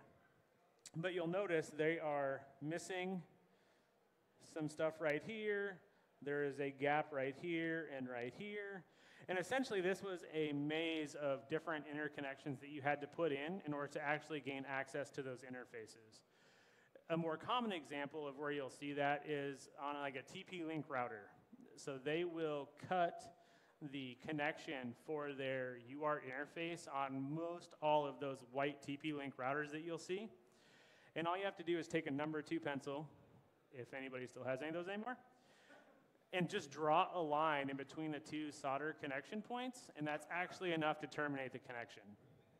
Yeah, actually blew up a couple of those trying to solder it in because it's really, really fine pitched. And then somebody gave me the advice, we'll just draw a line between it with a pencil. Yep. Yeah, it's enough that it'll transmit that current and you can connect to it serially. And that's it. And after that, that's actually what I did here. And I was able to get some signal back, but I wasn't able to either figure out what protocol it was or get it properly decoded. I soldered this bottom header on. If you'll notice, I was told once that I solder like a monkey, and that's pretty accurate. But if you'll notice, these are all sort of really straight and professionally soldered, and I overheated these, and they're kind of all twisted in all different directions. I soldered this bottom header on. And again, physical countermeasures will vary a lot depending on what type of device you're using and what the level is. So some of the common interface types that you'll see, UART is the main one that everybody connects over to and thinks about with the serial. SPI or serial peripheral interface. I2C, the Philips Hue uses I2C or integrated circuit communication. On a couple of the models of the Philips Hue, they've actually got 2 storage chips. They've got their main SoC, and it'll pull its OS and boot image off of one, and then you'll see another call out where it's going to another another flash storage chip, and it's pulling the password off of it and overwriting the password in its password file from that chip. So if you're able to get into the I2C bus, which you can use a logic analyzer to recover that password and then log in as root on the device. So JTAG is probably the most misunderstood or confused, it's not even a protocol, but form of connection out there. Oftentimes when you're talking to somebody who's newer to hardware hacking, they'll be like, oh, do you have JTAG? Because if you have JTAG, you own the device. That couldn't be further from the truth. While it will give you a lot of other debugging interfaces that you wouldn't already have, it's not the silver bullet. CAN bus, with all the car hacking and stuff that has become popular and going on, CAN buses in planes, cars. I encountered it in an ATM test that we did. It's all over. If you are an older telecom guy like myself, you'll know what RS-232 is. We got one up here, just a word of the wise. You need to figure out if it's RS-232 or UART. I connected a UART serial interface into something that was RS-232, which is 5 volts instead of 3.3, and I desoldered the FTDI chip off of my adapter that I bought. So just something to keep in mind. So pinout reversing. Again, I like to do everything I can as cheap as I can, especially as I'm learning how to do this. Salier Logic is a great physical-based software logic analyzer. Their low end is like $100, and the great thing about the Saliers is they have an educational discount. So if you're a part of a school or you're learning how to do this, you can get it up to 50% off, which is also pretty neat. And All of the links and the presentation I'll have on Twitter or something like that after this, put it up on SlideShare so you have all the references. And the UI looks something similar to this on my Mac. When you boot it up, you'll see the signals going high here, here, here, and here. And on this channel 6 down here, the blue one, you sort of see the dips, like maybe something's going on there. This is typical for a device booting up for serial connectivity. And we'll go into that here in a minute. The best thing about the Salia is it's built-in logic decoders, so it can decode any of probably 20 different protocols. One of them being async serial, which is incredibly helpful. And you can see as I've scrolled in here, you get more of a sense of the highs and lows as it's transitioning. Has anybody ever connected to a device on boot up before like this? I've got a few nods of the head out there. So that is generally what you will see, and how you know you're connected to a UART interface is if you power the device up and then you start to see that transmission going back and forth. It's generally speaking the boot log. There are several tools out there that will help you. So first of all, you can do it with math, but math is hard. And there are several tools out there that will help you guess what the baud rate is. I just start at 115, 200 and kind of go up or down from there, because math was never my strong suit. And then you have to say what channel it's being transmitted on. So you can see channel 3, because that's where we're seeing that. And then once you actually apply that analyzer, now you can see the boot log for the device in here, which is super helpful for figuring out where it's at, not too helpful for interacting with it. But we do have a boot log. From here, there are several sort of options for connecting in.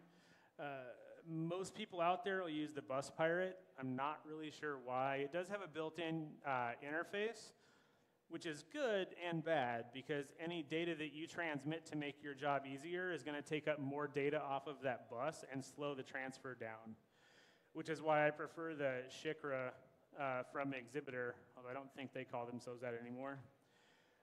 And this TIO USB multi-protocol adapter is also really helpful because it allows you to do multiples at the same time. So if you're connecting into this Linksys router and you want to use JTAG and UART, the one device has 2 buses and it'll allow you to do that.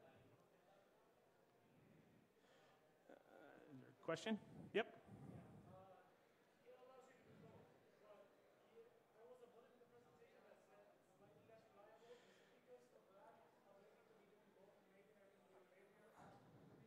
So the question is why do I say it's slightly less reliable? So I've been doing this for a couple of years now, and I've never fried a Shikra or a bus pirate, and I've went through 4 of these multi-protocol adapters, and they just seem to stop working. They're a little on the cheaper end, so I don't know if it's just build quality, but I've bricked about 4 of them, which is why I put that note in there. And then this is just the pinout. Always have more than one of the Shikras, because if you're trying to connect to 2 different interfaces, you'll need 2 of them, unlike that multi-protocol adapter that sometimes works and sometimes doesn't. And I've included their pinout drawing in there just to make it a little bit easier. So connecting to the UART. This is a command that can be used. I'm a Mac/Linux guy, so I use screen. Once you come down here, I actually photoshopped this screenshot just to show both. Once you hit enter down here, it's going to go to a black screen, and then you just hit enter, and you'll see the prompt. But that's there. And this syntax right here is for a Mac. That will look different on a Linux box, and it'll be one of your TTYs on your Windows machine. So now we have a shell. We're done. No.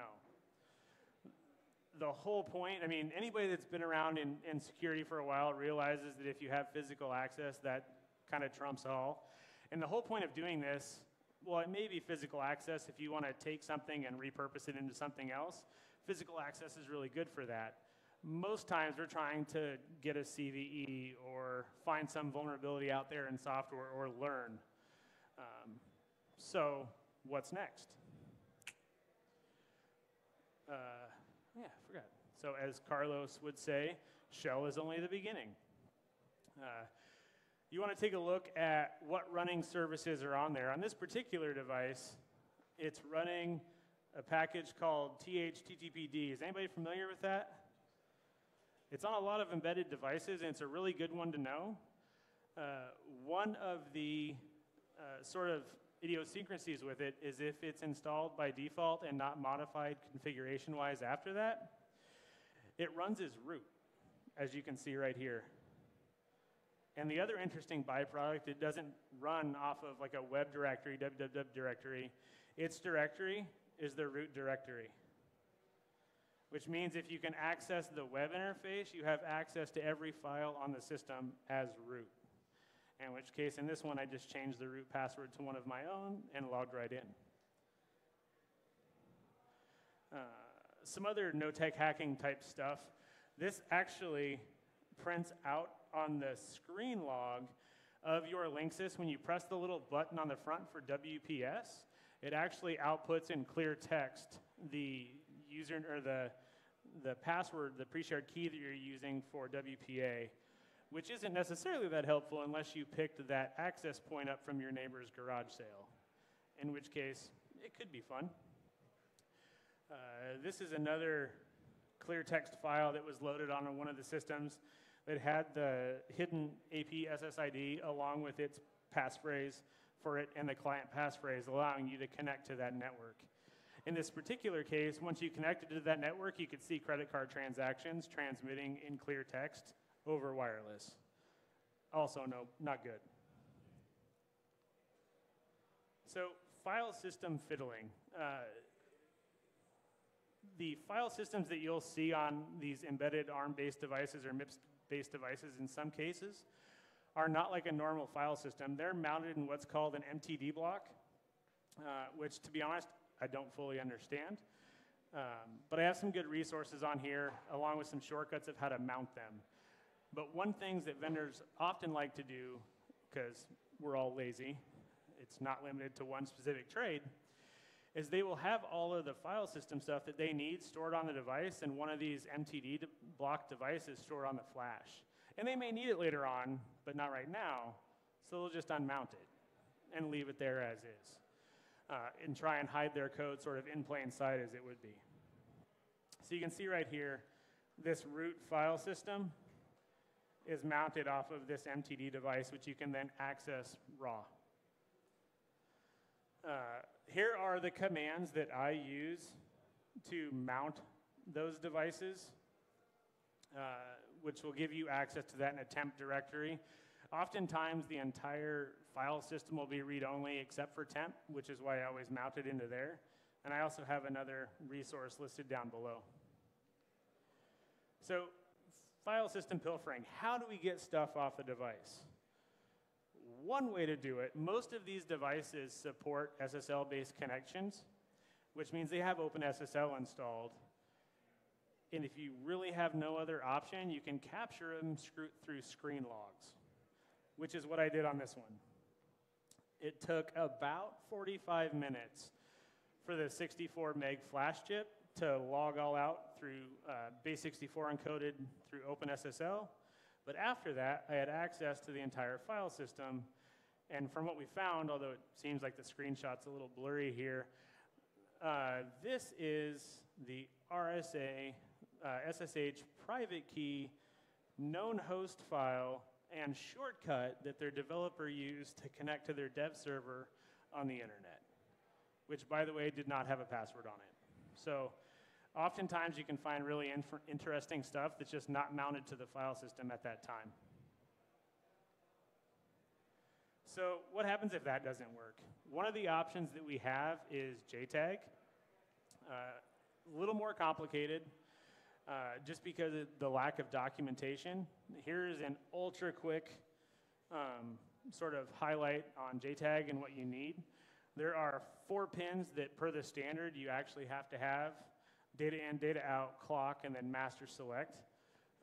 More in here for a reference in case you go to try and actually do this on your own, because I'll walk you through the steps for that. But we also need an adapter for that. So Again, cheap is better, but with that, there's a trade-off. So that's why I kind of list good, better, best. The one on the left is the one that I use because the Shikra is $45.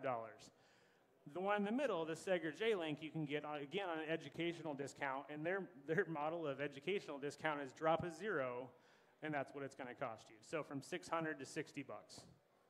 It's a little bit limited in functionality, but not much. And then something on the right, which will connect to everything, and some of the chips that you'll actually encounter out there are only really officially supported through something like that. But again, budget being what it is, you do with what you can. Yeah, $6,000 is the base, and then if you want it network connectable, up to 20 grand. A little bit price limiting. So, and I believe it's an open source hardware project, but I could be wrong. The JTagulator from Joe Grand is awesome. It basically will iterate through all the pins until it finds what you can see to be a successful connection, tell you what the pins are and what speed you need to connect to them at. And that works for JTAG or UART. Although at $180, it's a little expensive just to try and map out UART pins. But for JTAG, it's kind of essential. So now that we've mapped out these interfaces with OpenOCD, how do we actually connect to it? Here is the command that you would use. And you can see we've done it here. We've specified that we're using the Shikra and what we think the chipset is. We hit enter, and then nothing. Now what? Well, now it opens listeners on your machine. So as you can see, we've got 3 listeners here. And the port 444 is for your telnet session, so you can actually telnet in and access with it. And port 3333 is a remote GDB session for it, so you can actually use GDB's debugger to go through it and pause stuff during runtime and actually manipulate things, which is a really awesome option. And you can see right down here, I've connected in, and we've halted the device. One sort of instance where this can be helpful is if a device is mounting something into the OS and you're trying to halt it before it's unmounted to get some data off of it or anything else, or if you're trying to inject into a bus, being able to software halt this, which is in effect like pushing the reset button and not letting go of it, is another really good option. So one of the sort of projects that I've been working on I call Serial. My daughter actually named that because she thought cereal was something you ate. It was up on GitHub, and it will be again. I apparently am not GitHub savvy enough, and I lost my 2-factor authentication token. And just recently, they gave me my account back. So I guess to add to Jared's comment earlier, if you set up 2-factor, make sure you set up the backup format for it as well. I did not, in 6 months without any access, is at the point when GitHub will turn your account back over to you, just in case you're wondering. So once you've got the software off of there and you're trying to find these bugs, what do you do with it? Well, these are some of the more common options. Binary Ninja, at the time I first was looking at it, was free. I think they still offer a really limited free version. And at the time, it was supposed to be one intermediate language sort of that you could interface and script against that would work for all architectures. I think they've abandoned that model and spread that out a little bit. IDA Pro is another awesome option, although the paid version is pretty spendy if this isn't something you do for a living. And Radare 2 is another great option that has free multi-platform support running on Linux. Unfortunately, there's no decompilers available for that, but it still does offer pretty good features. Here's a screenshot of Radare where you can see both the code block sections and the actual dump. So pretty good functionality. And here is the paid version of IDA Pro with some of the sort of decompilers. This is what you would normally see, and this is the pseudo C code that the decompilers will output. So, That didn't work, and you failed, right? Well, not really. Most of these embedded devices, while they do have an underlying OS that you want to gain access to, they also do other things that you want. Sometimes it's badge readers using RFID or an RFID card for payment or Bluetooth low energy to modify or access some device in your house. So these are some of the other peripheral interfaces that you might want to take a look at. Obviously, I think most people are familiar with like an alpha card for packet injection on 802.11. This right here is a Bluetooth interface. I think it's like 12 or 15 bucks. You can buy it on Amazon, and it'll do Bluetooth injection and monitoring and that sort of thing. This is the Proxmark 3.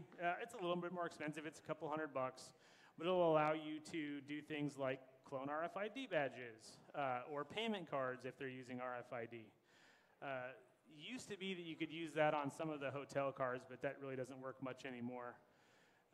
But there's nothing quite more satisfying than cloning somebody's badge while you're walking behind them into work, and then you clone it and pull the card out of your pocket and use it to scan into work right behind them. It's like the best feeling ever, and unless they're tracking in-outs and you get the door shut in your face. So that's happened to me, and if they're looking to see if, all right, Bob went in, but Bob can't go back in until Bob comes out, then the door locks in your face, and then people come, and it's not good. There's also the USRP, and we had a talk earlier that talked about SDR as well. The USRP is the one I like just because I like to buy once and be done with it, although it is a bit more spendy than the rest of them. You can use it for things like 3G cell work if the device that you're working on has some sort of back-end low data cell plan in order to transmit credit cards or whatever else data back to its home. You can use that for that. So what's next? Really what's next is getting out there and trying it on your own and seeing what you can do. There's a number of training classes that are out there. Exhibitor teaches a good class. Joe Grand teaches a good class at Black Hat. And there's a number of online resources as well. Here is my contact information. And as I said, I'll post the link to the presentation and all the links up on Twitter. And then you can find me at LinkedIn. Or if you have any questions, you can shoot me an email as well. All right. Thank you.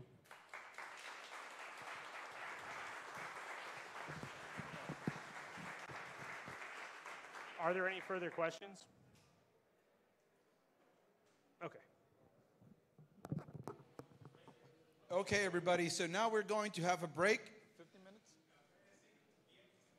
minutes? 10-15-minute break, coffee, snacks, and we'll come back to the next talk.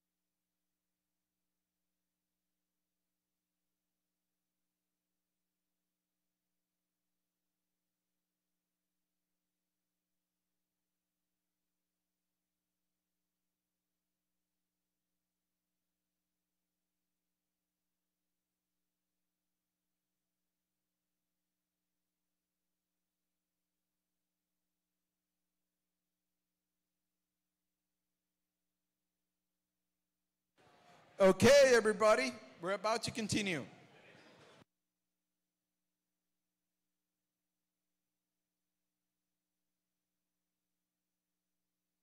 Okay, guys, we're about to start. Break's over. Bring your Coke, your soda, your muffins. All of those simple carbs that will go into your bloodstream and become fat. Says the guy drinking a Coke.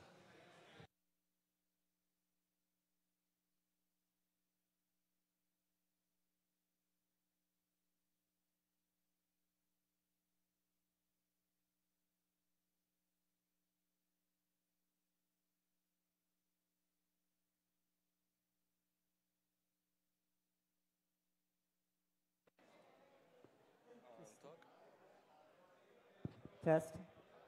All right, good.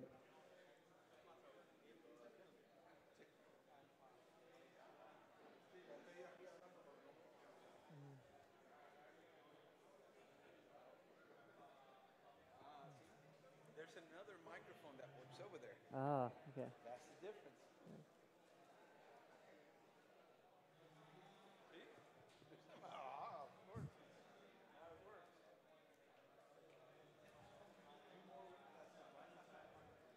That's a big one. I'm having constant debates at work with customers.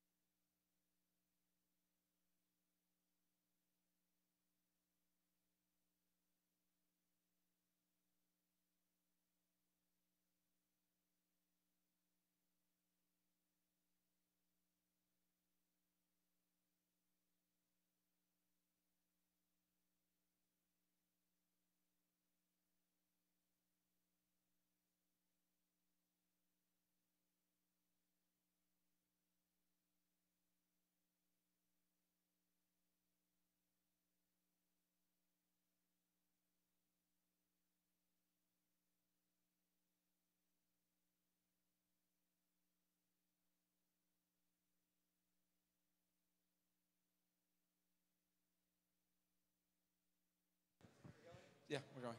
Okay, guys, so I'm going to leave you here with Esteban Rodriguez. He's going to be presenting a Do More with Less, combining small findings to make a big impact. All right, so I'm a penetration tester at Coalfire, based out of Denver, Colorado. I do like to blog. My blog was there on the first page, but I'll also have it at the end as well. Just a little about me. I've been testing for about a year, been in security a few years. Personal time, I like cars, firearms. I like to say I like things that are just loud and fast. So what is this talk about? So the point of this talk is to go and how we can look at findings during a penetration test and not just look at these high-end criticals to assess our risk, but actually look into these lower or medium-level findings to find additional attack surface to compromise a network. I'm going to be talking about cross-site scripting.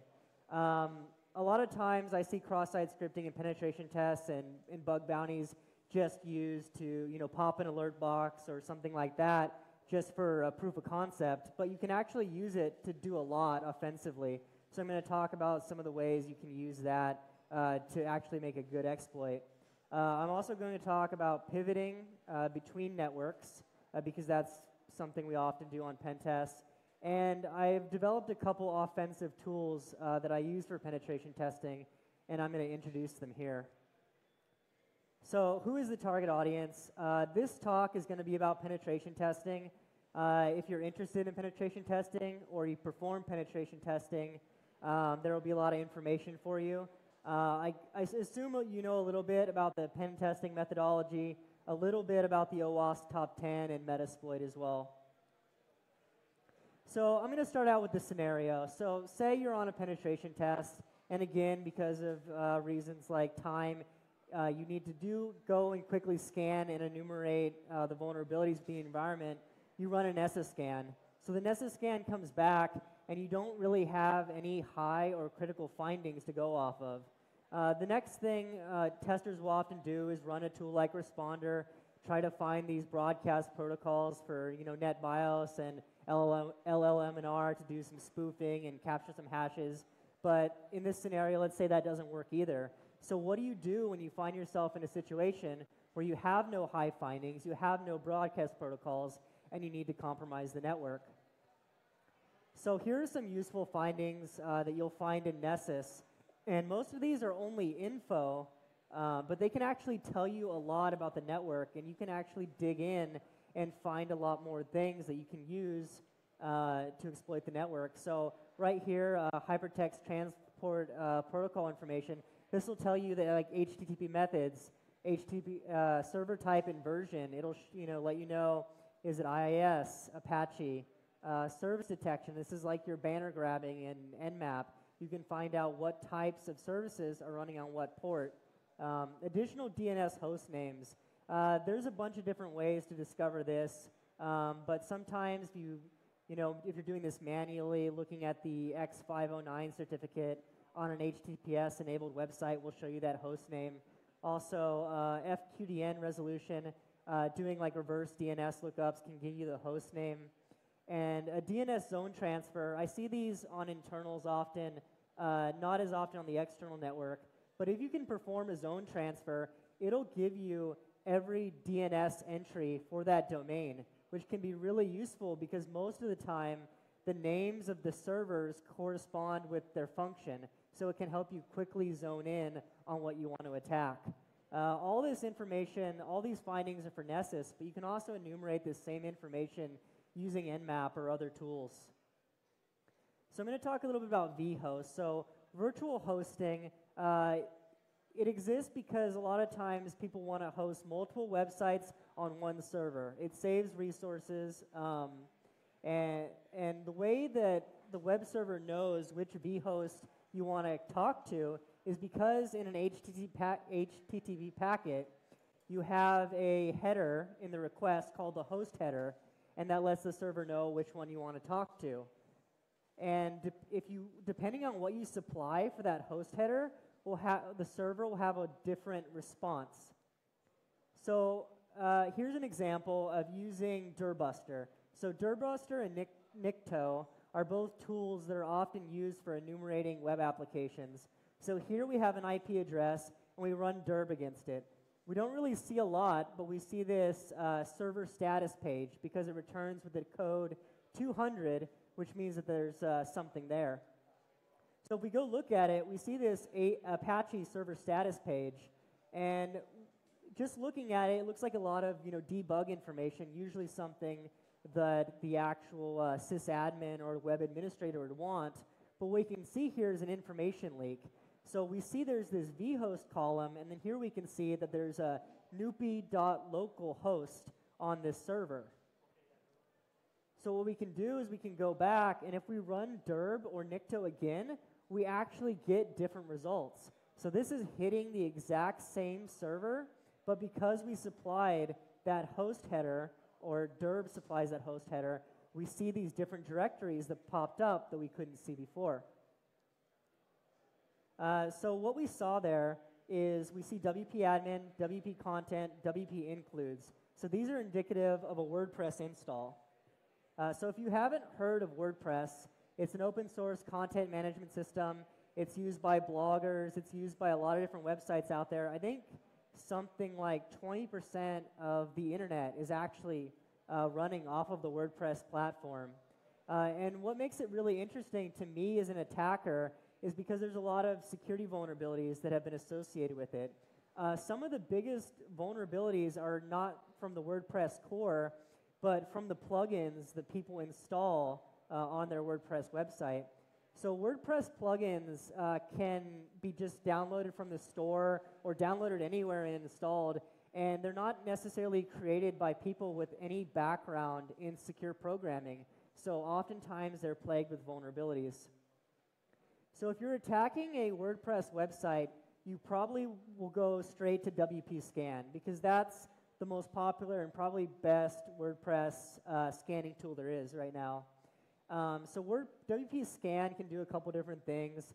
You can use it to enumerate users. You can use it to brute force accounts. You can use it to enumerate plugins.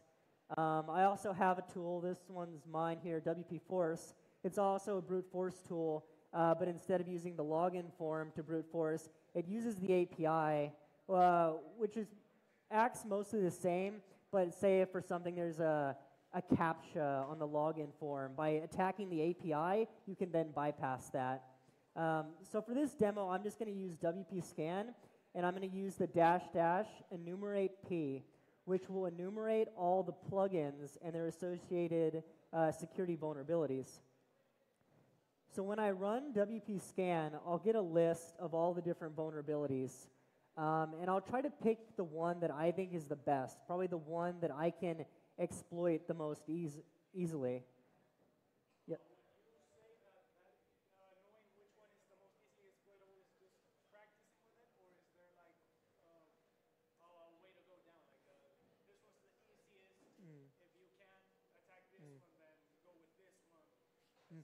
Yeah, so the question was, how do I know which ones are better, which ones are good?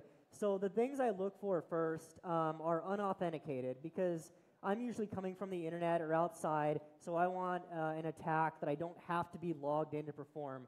Also, I typically want to look first for something like command injection or SQL injection, since those are the most devastating.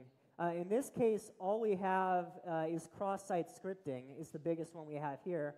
But I see that this one, if you can't read it, it's a stored cross-site scripting vulnerability. And there's also a reference to an exploit DB article. So stored cross-site scripting is really cool, and it's better than reflected cross-site scripting in a lot of ways. So reflected cross-site scripting has a couple issues where you actually need to feed someone some link or somehow entice someone to visit a particular URL to trigger it. So there's a little bit of a social engineering involved. Also, it gets blocked by a lot of modern browsers. Most modern browsers have detections and can block against reflected cross-site scripting, but they can't block against stored. It's persistent, so it's actually stored on the web server that you attack. So you don't have to feed it to one person. You just put it there, and then anyone who browses to it is affected by it. And cross-site scripting, you're basically putting JavaScript code into the target website. So the JavaScript is almost limitless in what it can do within the browser. So any action a normal authorized user could perform, you could entice them to do it by using JavaScript. So right here, yes? So when you're doing stored cross-site scripting, wouldn't that be easier to identify and patch or defend against rather than to reflect cross-site scripting? So the question was about cross-site scripting in this case, is they log in as admin into their WordPress installation, and then they go to the plugin that's vulnerable, which in this case is the activity log. So in that red box, you can see that there's an IP column. So within that IP column is actually that JavaScript code that I supplied in the x-forwarded-for header. So on my server, I'll see a callback to go grab my remote JavaScript file, which will perform those malicious actions. The end result is that on the target website, we can get a brand new admin account created in WordPress. So in that way, we can now have, and it's got a bunch of different modules. It can dump password hash, and the YRTL shell itself is also persistent. So to get a interpreter shell with YRTL, you need to set up a handler in Metasploit. It uses a PHP interpreter reverse TCP. So in YRTL, we just type directing it at the 192 network, which we don't have direct access to, but because we are tunneling to that session 1, we can now port scan that environment. And we can see here, it actually finds an open port on this .138 IP on port 22, which is SSH. So Metasploit can also be used for credential attacks. So right here, we know we have an open port. We know it's on this internal network. So those credentials that we were able to recover earlier through the cracking, we can start spraying those against SSH to see if any of those are able to authenticate. So right here, I try Ed Rodriguez with the password I like tacos, and we can see we now have another Metasploit session, a command shell session opened.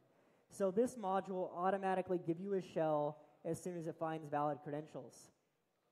So if we want to upgrade that regular command shell session to a interpreter session, we can use this other module called shell2interpreter. So basically, we just specify what session, and then it will go and take that regular command shell and then turn it into a interpreter session, which has a lot more functionality than a simple command shell. So when I was looking into this module, I really liked it, but I noticed it did have one downside, is that when you do it, it actually writes some files to disk through that command shell in order to pop the interpreter session. So I was thinking, what's another way I can do that without actually having to write to disk? So going back to the pivoting section, when you create that route, it's great, but you can only route Metasploit modules through it. What if you want to route any tool through that session? And the way you can do that is by creating a SOCKS proxy. So what a SOCKS proxy will do is it'll just take any TCP traffic and just direct it to whatever you want. In this case, it will create a dynamic redirect, so any traffic to any port will be sent through there. So Metasploit, you use this module, you can verify it's working with netstat by just doing netstat-nao, and you see port 9000 is listening, so you can see your SOCKS proxy is up and running. So to send traffic through a SOCKS proxy, you can use a tool called proxy chains. And all proxy chains does is it will just take the network traffic from anything and just send it through the SOCKS proxy. So to configure that, for example, on Kali Linux, in the etc proxychains.conf file, you can put the IP and port of your SOCKS proxy. So I'm going to go to another tool. This was one I created called Hwacha, and it's a Linux and Mac OS exploitation tool that works through SSH. So one of the really cool things about it is actually execute shellcode in memory without ever touching disk. It can go to a wide range of systems and start harvesting bash history files or any files. It can go and grab the RSA private keys off systems so you can start pivoting to more systems. And you can also use other things like MimiPenguin, which is a memory credential scraping Python script to go and grab plain text passwords out of memory if you have root access, sort of like Mimikatz on Windows. So to use Hwacha in this case, I'm going to go proxy chains, then run my Python script with all my options. So right here, I'm using Meterpreter, and I'm going to do a 64-bit payload. So you can easily get Meterpreter sessions with PHP or with Python just by using a one-liner. But the great thing about using these native architecture Meterpreter payloads is the Meterpreter session you get has a lot more functionality than you would with, say, a Python or PHP interpreter. For example, like recording the webcam is something that you can do with the native interpreter that you can't do with the Python or PHP one. So we tunnel it through and we see this S chain in the white there. It's letting us know that we're going through that proxy chains defined SOCKS proxy. So if you can't read it, it says S chain 127.0.0.1.9000. That's our local listening SOCKS proxy. And then it's going to the 192.168.250.138, which was our remote host that we identified through pivoting. So we come here and we get a shell. So here's Metasploit. We have a handler listening for Linux x64. So at the end result, we get two shells. We have the PHP one that we got with YRTL, and then we also have this native 64-bit interpreter shell. And we got that without ever having to actually touch the system on disk. So if they had antivirus or tripwire or some sort of endpoint monitoring tools, this likely wouldn't be detected. So I covered a lot with this talk, and I went kind of fast. So if there was anything in there that was maybe confusing or that I went over too quick, I was curious if you had any questions that I could further explain. Here's some of the things we covered.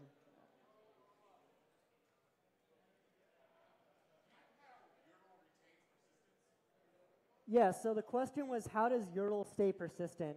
So YRTL, and I just talked bad about writing to disk, YRTL writes to disk. So YRTL is actually a WordPress plugin, and it will be available within the WordPress plugin directory. And it will also show up in the console unless you run the stealth command, which will keep it on the server, but will remove it from the WordPress UI.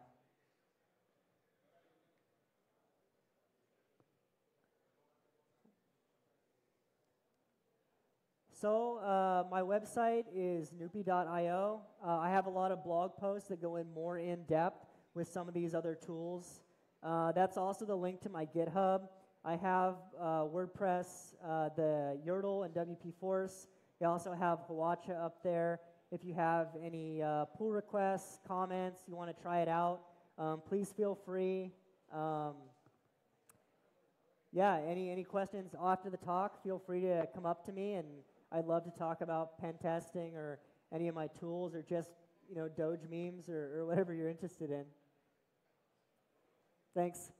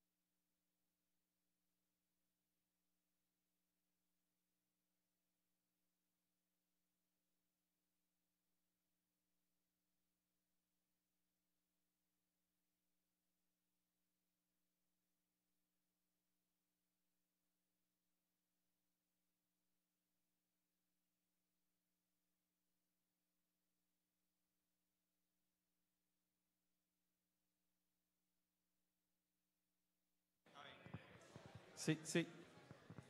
Bueno, gente, ya estamos al final del día.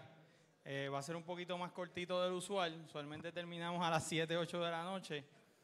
Pero por las cancelaciones y lo demás, pues ya Carlos es el último speaker. Voy a dar unas instrucciones bien importantes. Dos cosas. Él va a dar la presentación de su keynote. Después que él termine, vamos a repartir unos tickets a los sobrevivientes, los que se quedaron aquí, y vamos a hacer unos regalitos, ¿verdad? Humildes, unas camisas, unos lockpicks, unos certificaditos de descuento para comprar en algunos sitios, esas cositas, ¿verdad? Forti tiene unos equipitos allí que va a rifar también. Y yo tengo acá un certificado que Sans me proveyó para hacer NetWars, que es el CTF online de ellos. Excelente, yo lo hice varios años atrás y es tremendo. Tiene un valor de $2,000 y pico, así que esos son los últimos regalos, ¿verdad? Siempre lo mejor para los últimos. Así que, después de eso, abre la barra. Hay cerveza, hay pitorro, hay un poquito de tequila y whisky también para el que quiera. Así que cuando esté listo Carlos ya va a poder comenzar, porque no trajo el dongle correcto. El dongle de Carlos no funciona.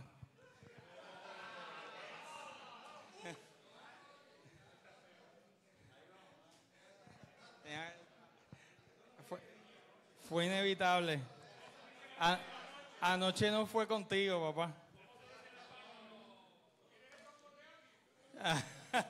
Que si quiere un dongle prestado, mira. Pues ya con eso, ¿verdad? Terminamos el día. Los agradezco nuevamente. Y se queden un ratito. Si no beben, pues hay juguitos, refrescos, ¿verdad? La cuestión es compartir. No es que seamos alcohólicos porque estemos bebiendo desde las 9 de la mañana. Solamente es...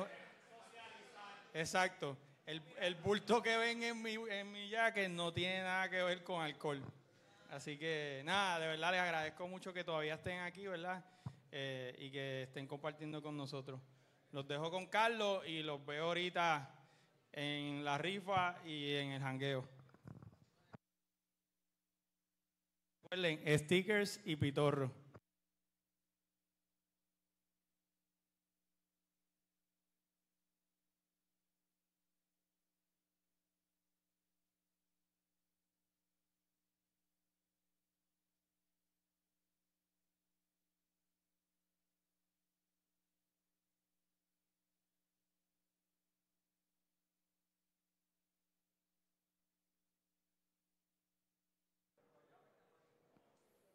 Ok. ¿Funciona? ¿Me escuchan? Ok, se escucha bajito, ¿eh? Bueno, el keynote final no va a ser un keynote técnico, va a ser más general. Nosotros hemos pasado todo aquí como... let me do it in English. There's some of the guys from the U.S., so... this has been a tough year for everybody in Puerto Rico. Last year, we have been dealing with all of the economical problems. We got hit by Maria. We have families that lost a lot, others that lost not so much, but everybody had a loss. So the presentation that I wanted to bring today, or the ending keynote, is a positive one on how can we reinvent ourselves using what we know as hackers, using our mentality as hackers to be able to rebuild, come up with new ideas, and for us to move forward. For those of you that do not know me, my name is Carlos Perez. My day job is as a director of reverse engineering for a company out of Maryland called Tenable Security. I own my own company for doing training instruction. I fly around the United States taking vacation time to train mainly DoD personnel on cyber warfare. And from time to time, I do a podcast called Security Weekly. And just like Jose, I'm one of the founding members of the community here for InfoSec where Jose and I actually sat down and comes along very well with the subject of the talk. We were going like, hey, here in the island, we don't have many hackers. And those of us that like hacking and like hardware hacking, biohacking, social engineering, InfoSec hacking, or coding, there aren't many groups of us. We don't come together and share that much data. We're always focusing in the US. Oh, I want to be at DEF CON, or I want to be at DerbyCon, or I want to be at ShmooCon, or I hope one of these days travel, but we never did local stuff. So he and I sat down and we started discussing, and I'm a guy for ideas. Jose is a guy of actions. He's more organized than me. I'm like if you've seen the movie Up, I'm like the dogs that are flying the airplanes. Squirrel! And I go and follow the squirrel. I'm kind of like that.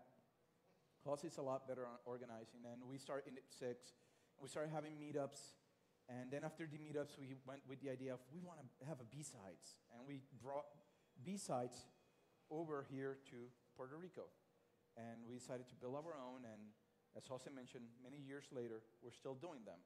And we didn't want to miss that beat, and we come up with this one. So what is the current situation right now for the majority of us? As many of you know, we were hit by Maria. Maria was a nasty thing. Maria was a wake-up call. Not only for us in terms of all of the damage that it caused, everything that we lost, but also a wake-up in terms of as a community. So when we look at what happened, we had a hurricane with sustained winds of 155 miles. In some parts of the island, due to our geography, it went up with gusts as high as 185. I remember I was actually at Louisville, Kentucky, teaching a class at DerbyCon. My wife insisted that I went to Louisville. She said, don't worry, it's not going to be that big. It's not going to be that bad. You have 45 students that paid for your class. You better go and deliver your class. They're waiting for you. You have a commitment. You got to follow with your commitment. And she forced me to go, and I went. And I remember being over there and looking at the numbers. And I traveled 2 days early, arrived. I was setting up my class, and says, no, Maria now is a category 2. I'm like, shit. Oh, and then the next day, no, Maria just went up, it's category 3. And I'm like, uh-oh. I'm calling my wife, hey, I can cancel. I can be on an airplane tonight. No, don't worry. With the grace of God, we're going to be okay, blah, blah, blah. I'm an atheist, she's religious. So I'm like, yeah, okay. And I stayed. Well, our entire electrical grid was wiped out. I remember, I was actually talking with her over the phone, and she was telling me, honey, the entire house is shaking. The windows of our neighbor in the back, all the windows are blown. I can see the stuff from inside the house blowing out. It's going out the other side. Oh, the front door, our front neighbor, his garage door got ripped out. It's in the middle of the street. And as she was telling me this, the cell tower went out. And I was in a break in class. And as a father of 3, I have a 8-month-old son and 2 daughters, my heart sank. And we have relied so much of technology, and when I came back to the island a week later because I couldn't find a flight, I found an island that was not the island I left, and technology didn't work. We were so used to our cell phones. Oh, let's tweet, let's email, let's message. So what we quickly did is Jose and I started talking with the people over at DerbyCon. The goons came together. Larry Pesci, Joshua Marpet, people from DOD that were there. The entire community came together to help us. They put a ton of money. We bought a ton of gears, radios, solar panels, batteries. We started working with Johnny Long from Hackers for Charity, and we started building all of that stuff. They go, no, you guys are going to need this. In less than 2 to 3 days, we have Pelican cases, boxes after box after box after box. I'm one of those guys that like to travel light. I always travel with one single backpack. And actually, for the first time, had 2 backpacks with me, 2 carry-on luggages. Jose was the same. His regular backpack plus another backpack, 2 carry-on luggages, all full of 8 gear that we were bringing over for our families and our communities. And we had to go old school. We had to reinvent ourselves. So we sat down with the hackers and we had to think outside the box. We had to come up with new ideas. Some of the guys had suffered Katrina in New Orleans. Some of the other guys over there in the community had suffered the blackouts at New York. And they started bringing over ideas, no, this is what we need. This is the gear that we need. So we came out with radios using FRS, Family Radio Service. We came up with solar panel batteries from Global Zero and other solutions. Because and they were telling us, guys, you're going over there and think, that you're not even going to a third world country. It's going to be even worse. The guy that dealt with Katrina told us, and he was right. And why do I bring over this example of the situation is that also we had this other situation over here. The island is a debt crisis. Hey, 74 billion bond debt, 7.5 billion budget deficit. Detroit was only 18 billion. And Detroit was the example of this is the worst bankruptcy in U.S. history. Well, we had to do ourselves, didn't we? So we went all out. I think we overdid it.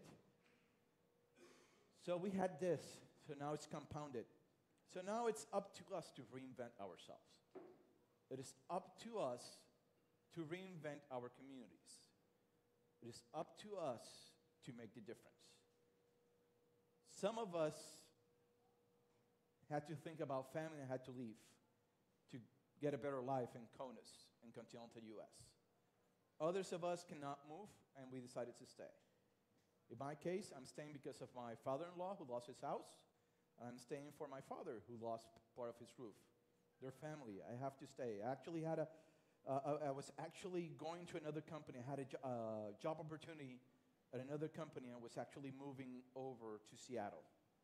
I had to turn that job down because family comes first. So I know firsthand what it is about reinventing. So I've been saying a lot the word hacker. And I've been talking with many of you in the hallway over there during lunch, and almost everybody had kind of like the same answer. Hacker is somebody that hacks and gets into systems. Well, no. That's not a hacker. Hacker has many definitions in our society. We have the criminal, the guy that does it for money, or the guy that does it for his country. Russian hacker, Chinese hacker, Iranian hacker, our NSA hackers. They do it for country. We have also coders. They like to hack code. I'm a hacker. I'm hacking my own code for my own company. So we also have the lazy. I'm going to just do a hack. I don't want to burden myself to go through the trouble, so I'm going to do just a hack. I'm just hacking away through stuff. And we also have the genius that we go, oh, it's Mark Zuckerberg. He's a hacker. It's Bill Gates. He's a hacker. So we kind of have like multiple meanings to that word. And the way that I see it, it is not associated to one type of person. I see hacker as a mindset, a way of thinking, a way of behaving. And that's why I do InfoSec. I'm a hacker. I have a friend who hacks people. He's actually a psychologist. He rebuilds broken people. And his mindset, for me, is that one of a hacker, because he doesn't go by the prescription of the books from where he got his doctorate. He actually goes into it by looking further, thinking outside the box, looking at new research. And for me, that's embodied of what is a hacker. It's that mindset. So when we're talking about hackers, many think of him. The guy with the dark hoodie, the guy that has social problems, social skills, probably abuses some drugs or some narcotics or alcohol. or some other thing. There's some type of abuse most of the time.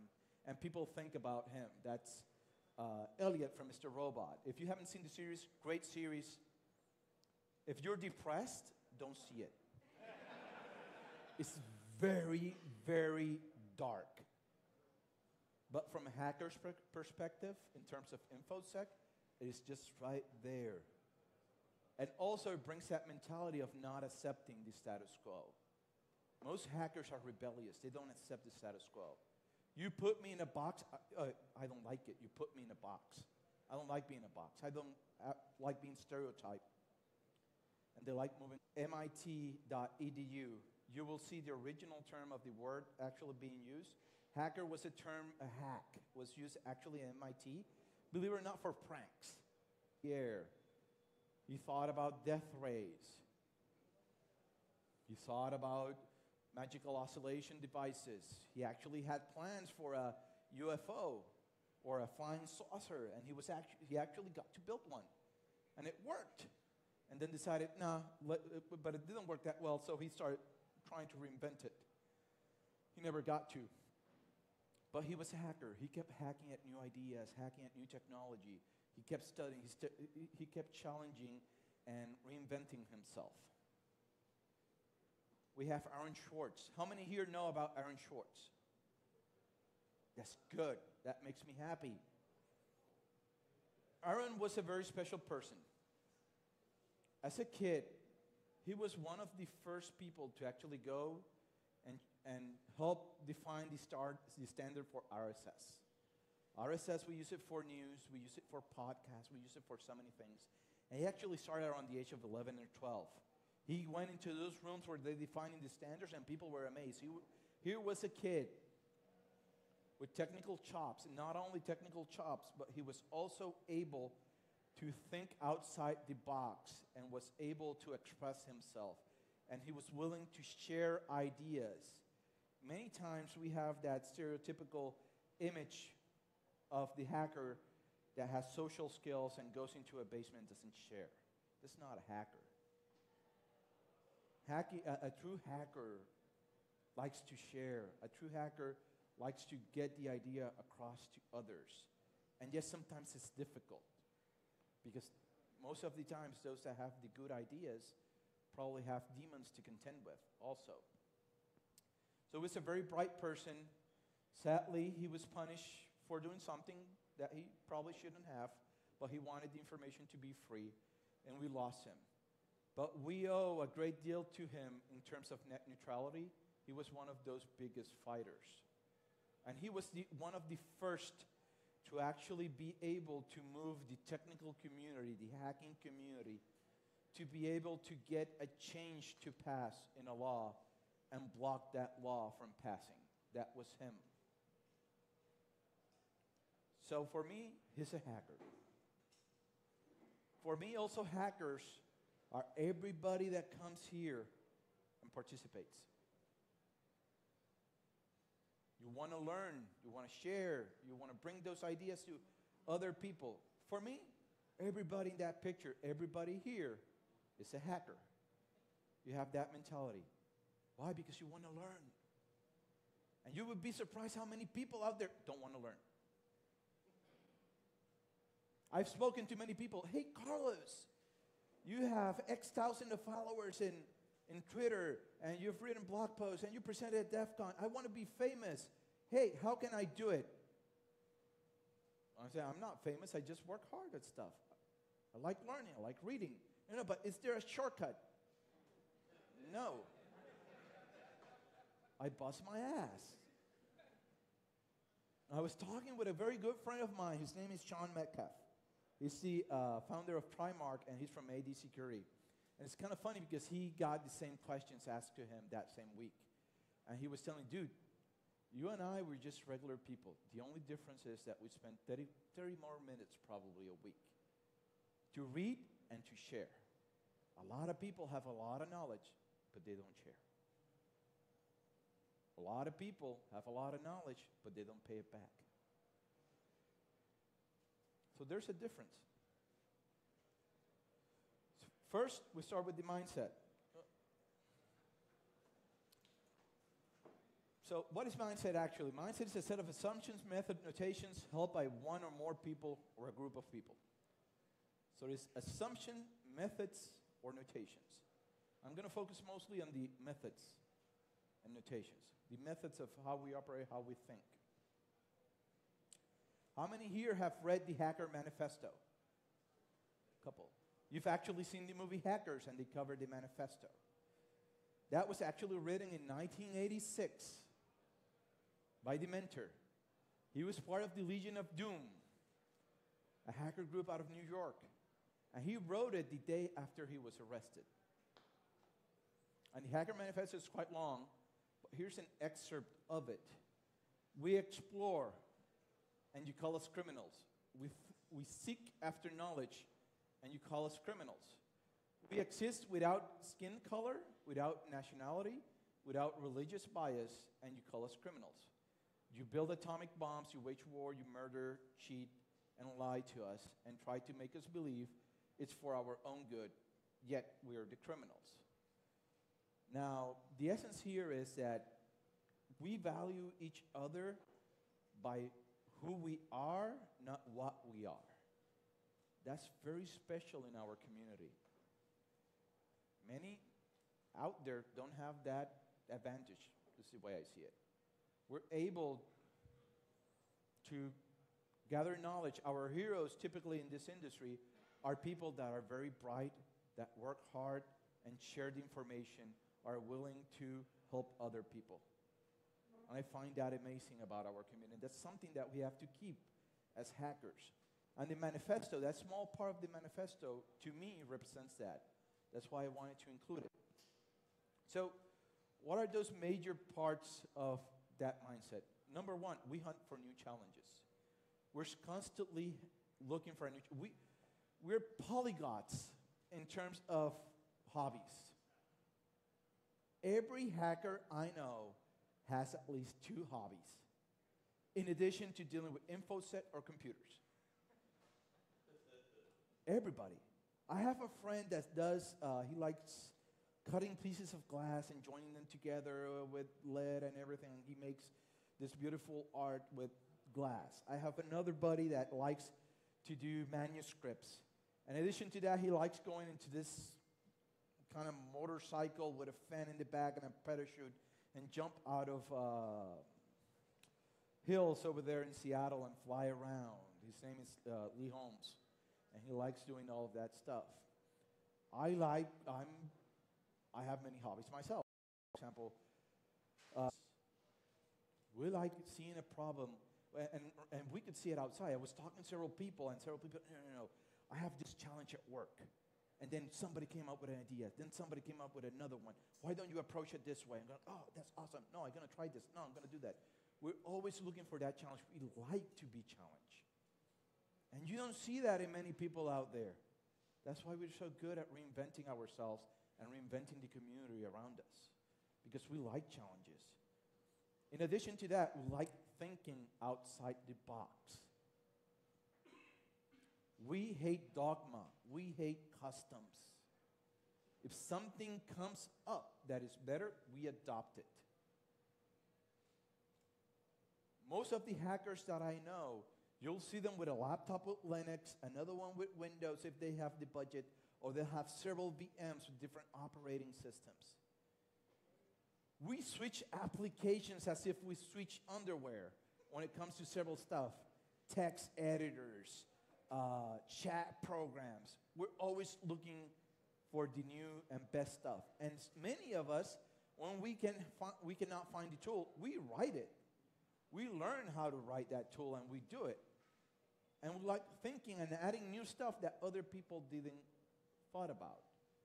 And that's what we need right now. We need outside-the-box thinking. Because if we continue in the same line that our politicians are telling us right now in Puerto Rico, we're not going to get very far. It would still follow those same guidelines that have taken us where we are. We're not going to get that far, and we got to change that. And the way we change that, thinking outside the box, is actually testing. Because this is the current status of most people out there. And that's sad. If you only focus on the problem, you might miss the easy solution. look at that poor cat. I'm like, crap, I'm trapped here. He doesn't know that there's no top. And that's many people out there. I've seen people that tell me, dude, I lost my job. I cannot find a job in IT. Nobody's hiring after the hurricane. We had to close our business. And here's a guy that I'm talking to, and he's all ripped. He likes going to the gym, doing diets, doing stuff. And I'm going like, dude, I do exercise just like you. I like training. You're very good at meal prepping. Why don't you make a business of meal prep, but you make it different? He says, how come? I go, easy. You start putting macros. You put how much protein each meal that you're going to sell has, how much fat, how many carbs. You put that into MyFitnessPal as meals already, and you share them publicly. And then you go to all of the businesses and you give your flyer with your menu for that week so people can buy it. You know how many people play Spartan, do CrossFit, and don't have time to cook? And now you have that idea, and you can do it technically. Hey, MyFitnessPal over the web, an app. It's technical. You're thinking outside the box. Nobody's doing it. Now you have an idea for a business. Now he's trying to run with that business. For some reason, he has more female buyers than male. I think that's why most of us male are vertically challenged. But he saw it outside the box. How many times have you gone into a business, IT security, and they're like that? Here's a new security tool. Here's another security tool.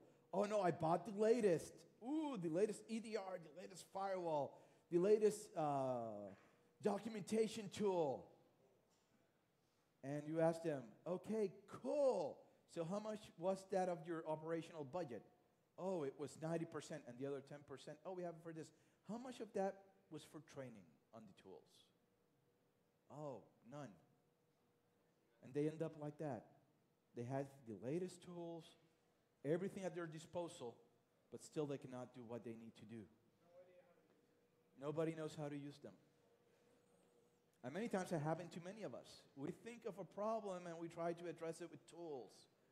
Oh no, I need the new phone. It's the same shit as the other one. It's the same. Oh, Android's better than iOS. How do you use it that is different for you? Oh no, I use WhatsApp and I use Twitter and Facebook. It's the same one in both phones. You don't have this different scenario. So we can apply this same thinking not only to InfoSec, but to everything in life. How many people do you see that for them being good is buying something else or acquiring something, but then they don't spend the time to use it? Happens a lot. But hackers, we're different. Hackers, I remember my mom had she hated something about me. And it was that every time she got me a gift, I would grab a screwdriver and I would tear it apart to find out how it worked. I was able to put it back sometimes, not other times. And she hated it because I really, really, really, really liked the electronic stuff that my dad bought. And that put her in a bad spot when she had to defend me. Oh, no, she's just curious. Don't beat the crap out of him. He didn't know he was going to break the VCR. Don't beat the crap out of him. So it happened. We're curious. We like dismantling stuff, figuring out how it works. We grab a piece of software and we're looking for DLLs. Or if it's Linux and it's open source, we like reading through the issues in GitHub and stuff. We like digging and scrounging around and learn how stuff works. So as a hacker, we don't fall in that mentality. Or we should try to not fall into it. We try to learn our tools and the tools of our trade properly. Also, we like building a community. We like working in communities. And I saw it at DerbyCon. This is most people out there. Stop shooting at me. We're on the same team. In fact, I remember I used to work for Hewlett-Packard. We have a very big office in Compact Drive in Houston. I went over there, and I was meeting a bunch of people from other countries, Colombians, Venezuelans, and other. We were there at a summit. And one of them approached me and said, Carlos, I'm going to tell you something, but don't feel offended.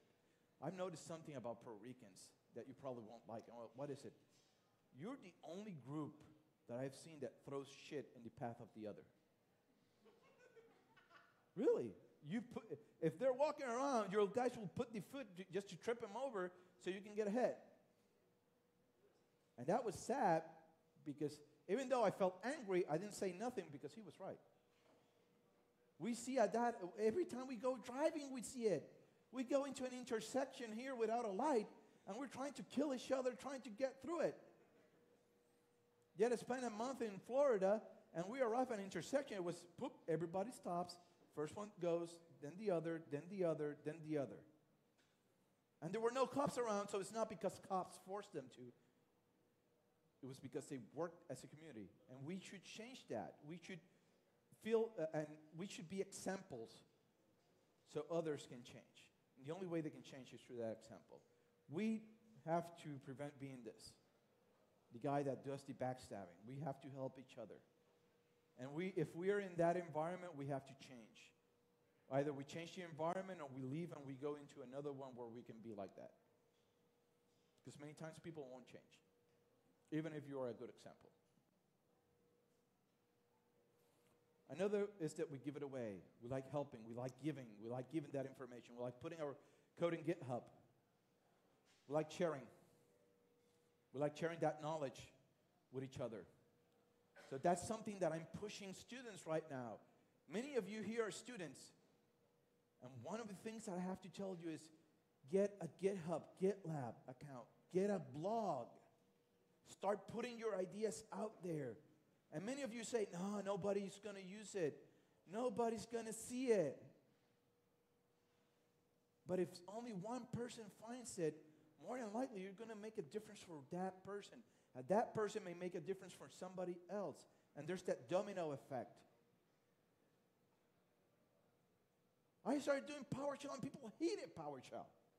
I remember I went to DerbyCon and I remember talking with Dave Kennedy. He's going to do a class in PowerShell. And says, dude, okay, cool. How big do you want the class? 40 students. Only got 12 that first year.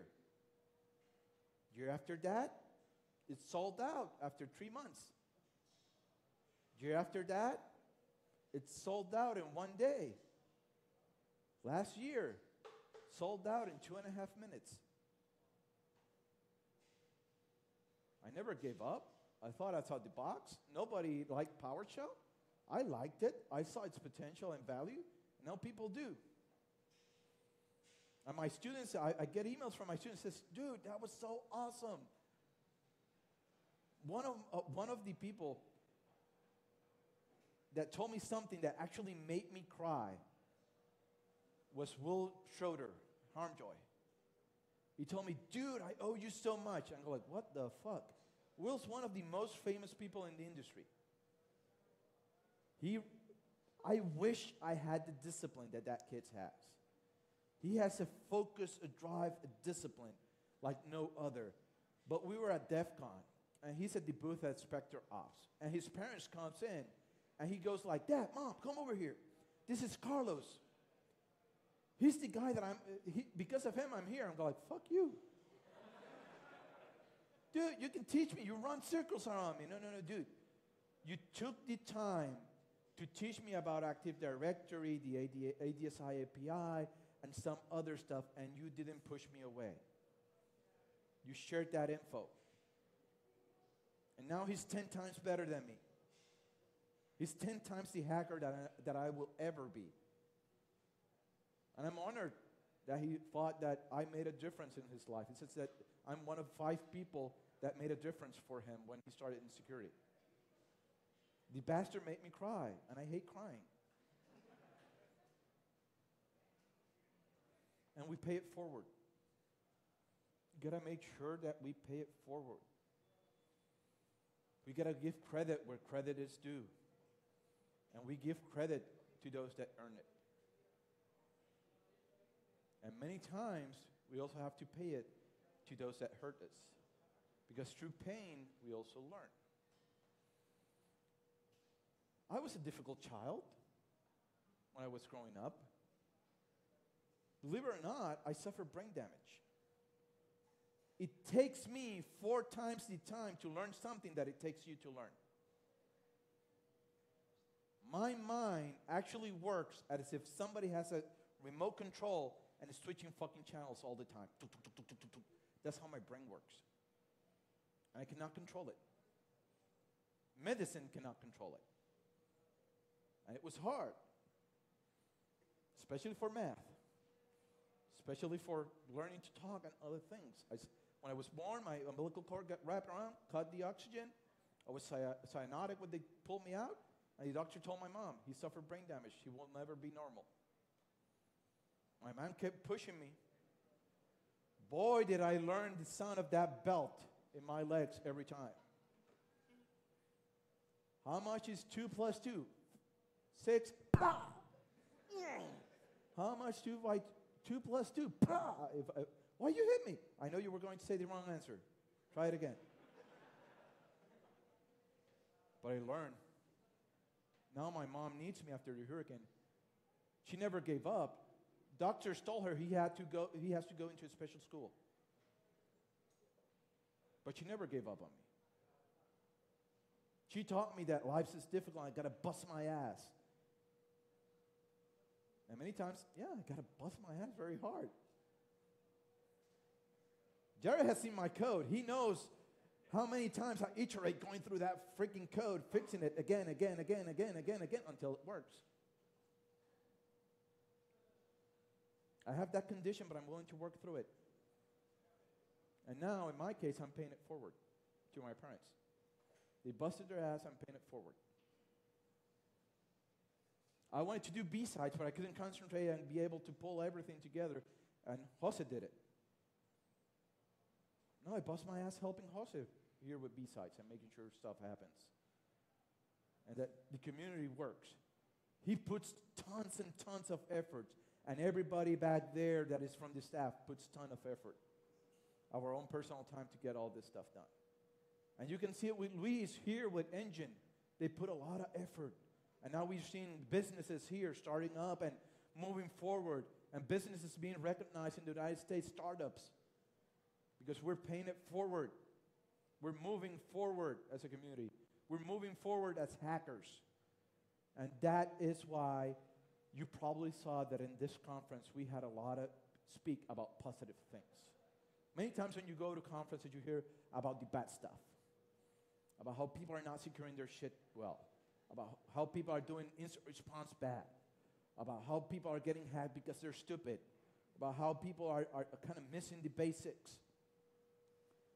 But on these B-sides, we try to focus on all of our presentations on the positive thing, what is being done well and how we can do it better. I don't know if you guys noticed that. And we had it even in the keynote from Jared also, about being positive, about sharing. Because we got to change. We got to think outside the box. We got to pay it forward. We got to share. That's where we have to move. So when we talk about reinventing and we talk about hacking, it is that mindset. We can make the difference. I know it's not a technical talk that I did. It's not a technical keynote like the one last year about purple teaming and stuff like that. But I thought that after everything that has happened to us here as a community here in Puerto Rico, we have to think different. We have to reinvent ourselves. And that's why I decided to make this keynote at the end. I really thank you guys for being here. My applause is to you guys for being here.